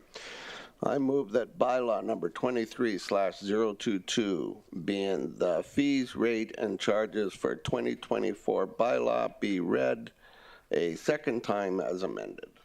Thank you. Can I have a seconder, Councillor Stroud? Thank you, Mayor Bowman. I second the motion. Thank you. And do we have any debate or discussion points or comments from council? And call for a vote. All in favor? And that's carried unanimously. Thank you. Can I have someone make the motion for the third reading? Councillor Grandison? I move that bylaw number 23/022 be read a third and final time. Can I have someone second that motion? Councillor Benjoko? Thank you, Mayor Bowman. I second the motion. Thank you. Does anyone have any discussion or debate points, comments? Not seeing any. Call for a vote. All in favor? And that's carried unanimously as well. Thank you. Next, we have the report on naming of a disc golf course and Tower Road. I'd like to invite Amanda Heides, Acting Director, Planning Development.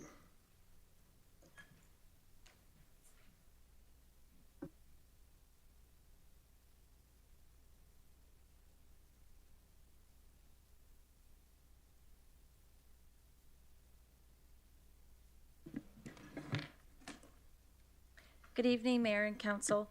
For the record, my name is Amanda Heides, Acting Director of Planning and Development, and with me this evening is Brina Ianetti, a planner with the Community Development Branch. We are here to present two recommendations from the Community Identification Committee regarding the naming of a public park and existing road within the urban service area. The first recommendation is for the naming of a recent public park in Stone Creek, as shown on attachment 1 in your packages. The park was officially opened this past summer and includes an 18-hole disc golf course. The proposed park name, Fox Hill Disc Golf Park, was submitted by the Public Works Department based on the presence of foxes in the area and the topography hill of the land. The Wood Buffalo Disc Golf Association was consulted and supported in the naming. The Community Identification Committee met on October 5th, 2023 to discuss the name request and recommended that the name Fox Hill Disc Golf Park be presented to Council for approval. Secondly, the next recommendation is for the naming of an existing road commonly known as Tower Road, as shown in attachment 2 of your packages. There are no records of this road officially being named. The assigning of an official road name will allow for civic addresses to be assigned to existing and new developments located along Tower Road, with the snow laydown yard being the first to receive an address. The name request was brought to the Community Identification Committee on October 5th, 2023 by the Public Works Department, and after discussion, the committee recommended that the name Tower Road be presented to Council for approval. In summary, administration recommends the following 2 motions: that the park in Stone Creek, as shown in attachment 1, be named Fox Hill Disc Golf Park, and that the road currently referred to as Tower Road, as shown in attachment 2, be named Tower Road. Thank you, and this concludes my presentation. Thank you. Do we have any questions for administration? Councillor Dogar? Thank you, Mr. Mayor. Madam, what's the name of the park you have proposed and what is the reason? Through the chair to the question, for the park name in Stone Creek, the name that we're recommending is Fox Hill Disc Golf Park, and it's primarily because there are foxes in the area, and the park is over a hill within the area, and it's also primarily used as a disc golf park, so it combines all 3 elements. Okay, what about Tower Road?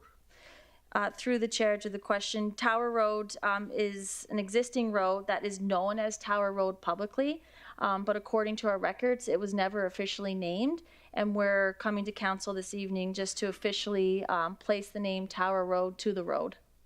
Correct. My point of view is, can't these names be complementary to some of the heroes of the region or province or country, or some of the anybody celebrities who have done something great in the past, maybe in the golf field and in the town, such like memories can also be revived. Did you look into this aspect? Through the chair to the question, yes, we often do name certain aspects within the region after significant names.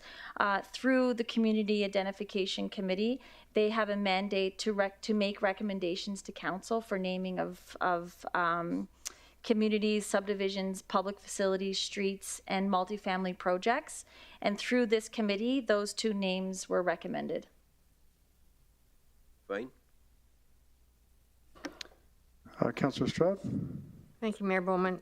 I just want to clarify, Amanda, these recommendations came through the council-appointed board members?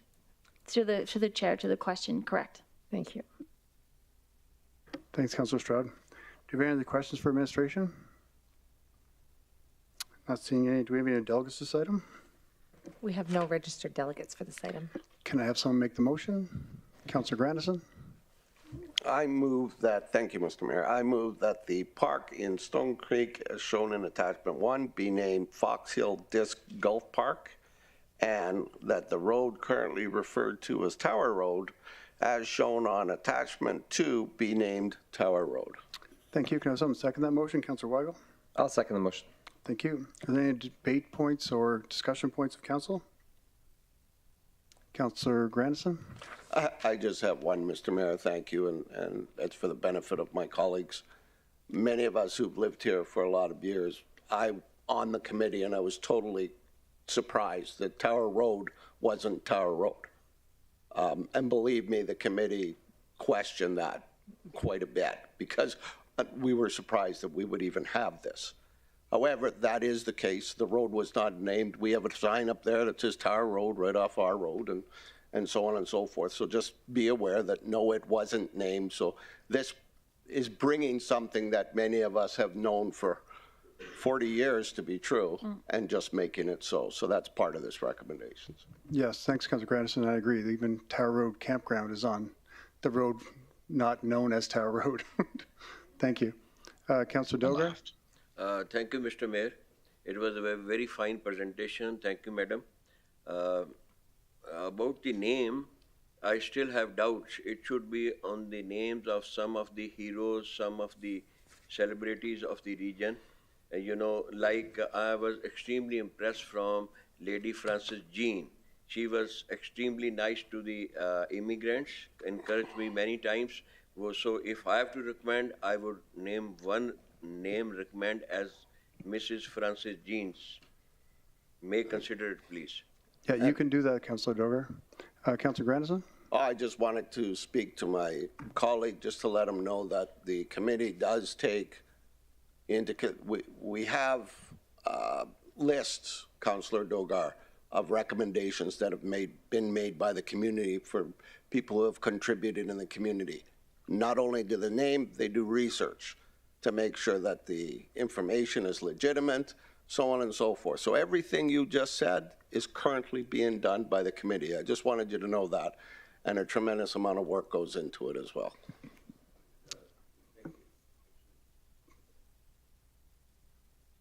Thank you, Councillor Grandison. Councillor Dogar? Thank you very much, Councillor, for bringing these things to my notice and the council's notice. I wish they would have been open, such like names beforehand, so that we could have given our recommendations, our point of view on it. Thank you. Thank you, Councillor Dogar. Councillor Grandison? I just want to be clear. You can, but you have to submit it in writing. Like, we can't bring everything to council and have 11 people debate it. We'd be here 7 days a week, 365 days a year to get 11 people to get consensus on something. Like we are right now. Like we are right now. You can actually write a request, send it in, and the committee will explore it. But I would never support bringing it here for 11 people to debate, rather to debate it according to the policy that these 11 people approve. Thanks, Councillor Grandison. So I'll call for a vote. All in favor? And that's carried unanimously. Thank you. You're still up? No. So I'd like to invite Amanda Heidiss to remain seated. And we have a report on naming facilities in Fort McKay. Thank you. Good evening, Mayor and Council. And for the record again, my name is Amanda Heidiss, Acting Director of Planning and Development. And with me this evening is Brina Ianetti, a planner with the Community Development Branch.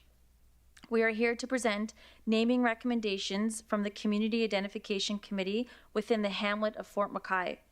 Before you tonight are 7 name recommendations for 4 roads, 1 park, 1 garden, and a boat launch point in Fort McKay as shown in Attachment 1 and 2 in your packages. Once official names are recognized, civic addressing will be able to be assigned to existing and future developments along each named road. The approval of these name recommendations will give official names to the 7 locations as requested by the Fort McKay Métis Nation, honoring their identity, history, culture, elders, and traditional language.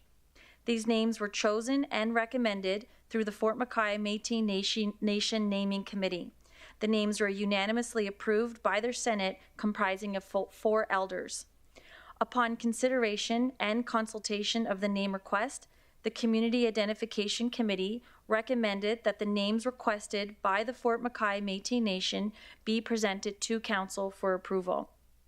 In summary, administration recommends the following: that the streets, parks, garden, and boat launch point in Fort McKay, as shown in Attachment 1, be named Senator's Playground, Red River Point, Modest Road, Mikawakaimi-Sipi Road, Fakeni Road, E.T.'s Garden, and Chigani-Nan Crescent. That concludes our presentation. Thank you. Thank you, Amanda. Do we have any questions for administration? Not seeing it. I'll call for a vote. Do we have any delegates? Oh, was I making the motion? Councillor Walkman? Thank you, Mr. Mayor. I move that the streets, parks, garden, and boat launch point in Fort McKay, as shown as in Attachment 1, be named Senator's Playground, Red River Point, Modest Road, Mikawakami, Shipley Road, Fakeni Street, E.T.'s Garden, and Chiganani Crescent. Thanks, Councillor Walkman. Can someone second the motion? Councillor Stroud? Thank you, Mayor Bowman. I second the motion. Thank you. Any debate points or discussion from council? Call for a vote. All in favor?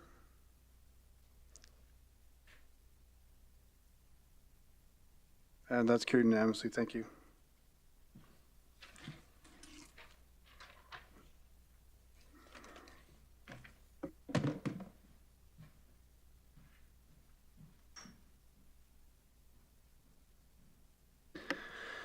Moving on to item number 6, Councillor's motion. I'll ask Councillor Dogar to read out his motion.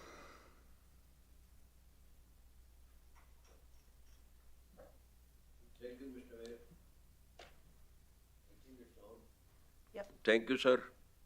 I move that the mayor, on behalf of council, send a letter to federal representatives urging them to consider a revision to the oath of citizenship to portray love and loyalty to the indigenous peoples. Can I have someone second that motion? Councillor Benjoko? Thank you, Mr. Mayor. I second the motion. Okay, Councillor Dogar, if you could want to speak to your motion.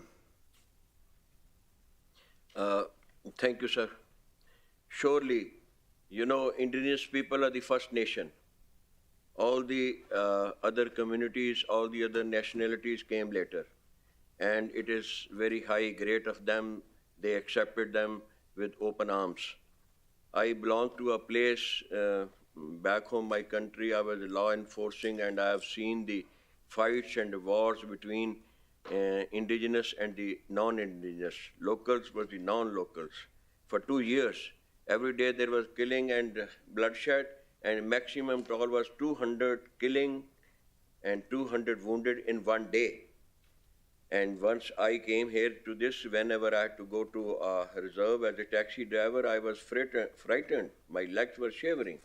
But with the passage of time, I saw that these people are very loving. And it is their first priority for the love and affection and acknowledgement. I have acknowledged individually many times that this is your land and we are enjoying all the facilities. This doesn't undermine immigrants who came later from Europe, from France side, who built this nation and built this country, a great country for all of us to enjoy. But certainly we need an acknowledgement. And as an immigrant, whenever I read this oath, and an oath didn't carry the name of the indigenous people, First Nation, so I recommend that some love should be mentioned in the oath for the First Nation people. Thank you very much. Thanks, Councillor Dogar. Do we have any questions from council or debate points? So first, I'll let Councillor Dogar, was any First Nation approach you on this matter? No, I didn't approach. No, did any First Nation or Indigenous person? No one approached me. Okay, thank you. So I don't support this. I don't think it's in our purview. I don't think it's in our lane. It's not something as a municipal government we should be involved in, and we don't make decisions on it. And also in the Canadian Oath for new citizens, it states, including the Constitution, which recognizes and affirms the Aboriginal and treaty rights of First Nations, Inuit, and Métis peoples, and fulfill my duties as a Canadian citizen. So it is in the Canadian Oath right now. So I'll be voting no on this, and I won't be debating it anymore. Councillor Benjoko? Yeah, thank you. Yeah, Councillor Benjoko? Oh, thank you, Mayor Bowman. I thought that, Councillor. So when I saw the motion, the first thing that came to my mind was this is beyond what we can ask for, because it's a federal issue. And I just feel, I don't know how this is feasible. And I'm glad you also pointed out that these indigenous people are already being recognized in the oath. But I thought, well, if we ask and you send the letter, then no harm. So that was why I supported the motion. Thanks, Councillor Benjoko. Councillor Dogar, do you want to respond? Thank you, Mr. Mayor. Today, Mr. Cuff has been quoted as one of the authorities who gives suggestions, advices, and he advised that mayor should speak in the end. And I'm sorry to say I regret you spoke in the first instance. I think, Councillor Dogar, thanks, but I think I can speak anytime I wish. Can speak, but he gave you see, you quote him a role model, and the most heavy man, most towering man should speak in the end, so the weak man like me should not be influenced. So I regret, and you brought him, municipality brought him for paying thousands of dollars. And, hold on, point of order here, point of order. Okay, that's upheld. Thanks, Councillor Ball. Councillor Grandison? Thank you, Mr. Mayor. I also agree that this is out of the preview of the municipality, but I do want to take a moment and speak to the fact that you commented to what's already there, which speaks to the law of the land, the respect of the treaties, so on and so forth, and everything we're trying to do with truth and reconciliation. I do have challenges with the word love and loyalty. I think those are things that are earned and developed over time. It's not something that can be agreed upon. It's something that evolves for human beings, in my opinion, and I do have trouble with the language. There are many, many people in this world that I respect and admire, but I certainly don't love them. Thank you. Thanks, Councillor Grandison. Councillor Dogar? I'm still in line. So, point of order, you let him speak. Now let me complete my arguments. Did you have something different? Yes, no, not different, but continuity of my arguments. That, of course, it's a federal matter. No, nothing is, but the things go from grassroots level upwards. This is the feeling. This is a respect shown. Anybody, you could have maximum said, yes, consult them, go to them. I will go to them. That is a valid point. But just saying no to it and asking for votes, probably it is not very convincing to me. Thank you very much. Thanks, and thanks for your opinion. Do you have any more comments or discussion points of council? I'm not seeing a call for a vote.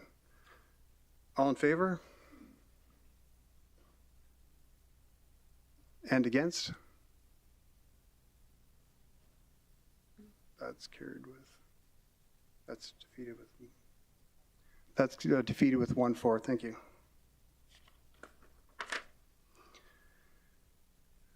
Oh, we don't have Kendricks.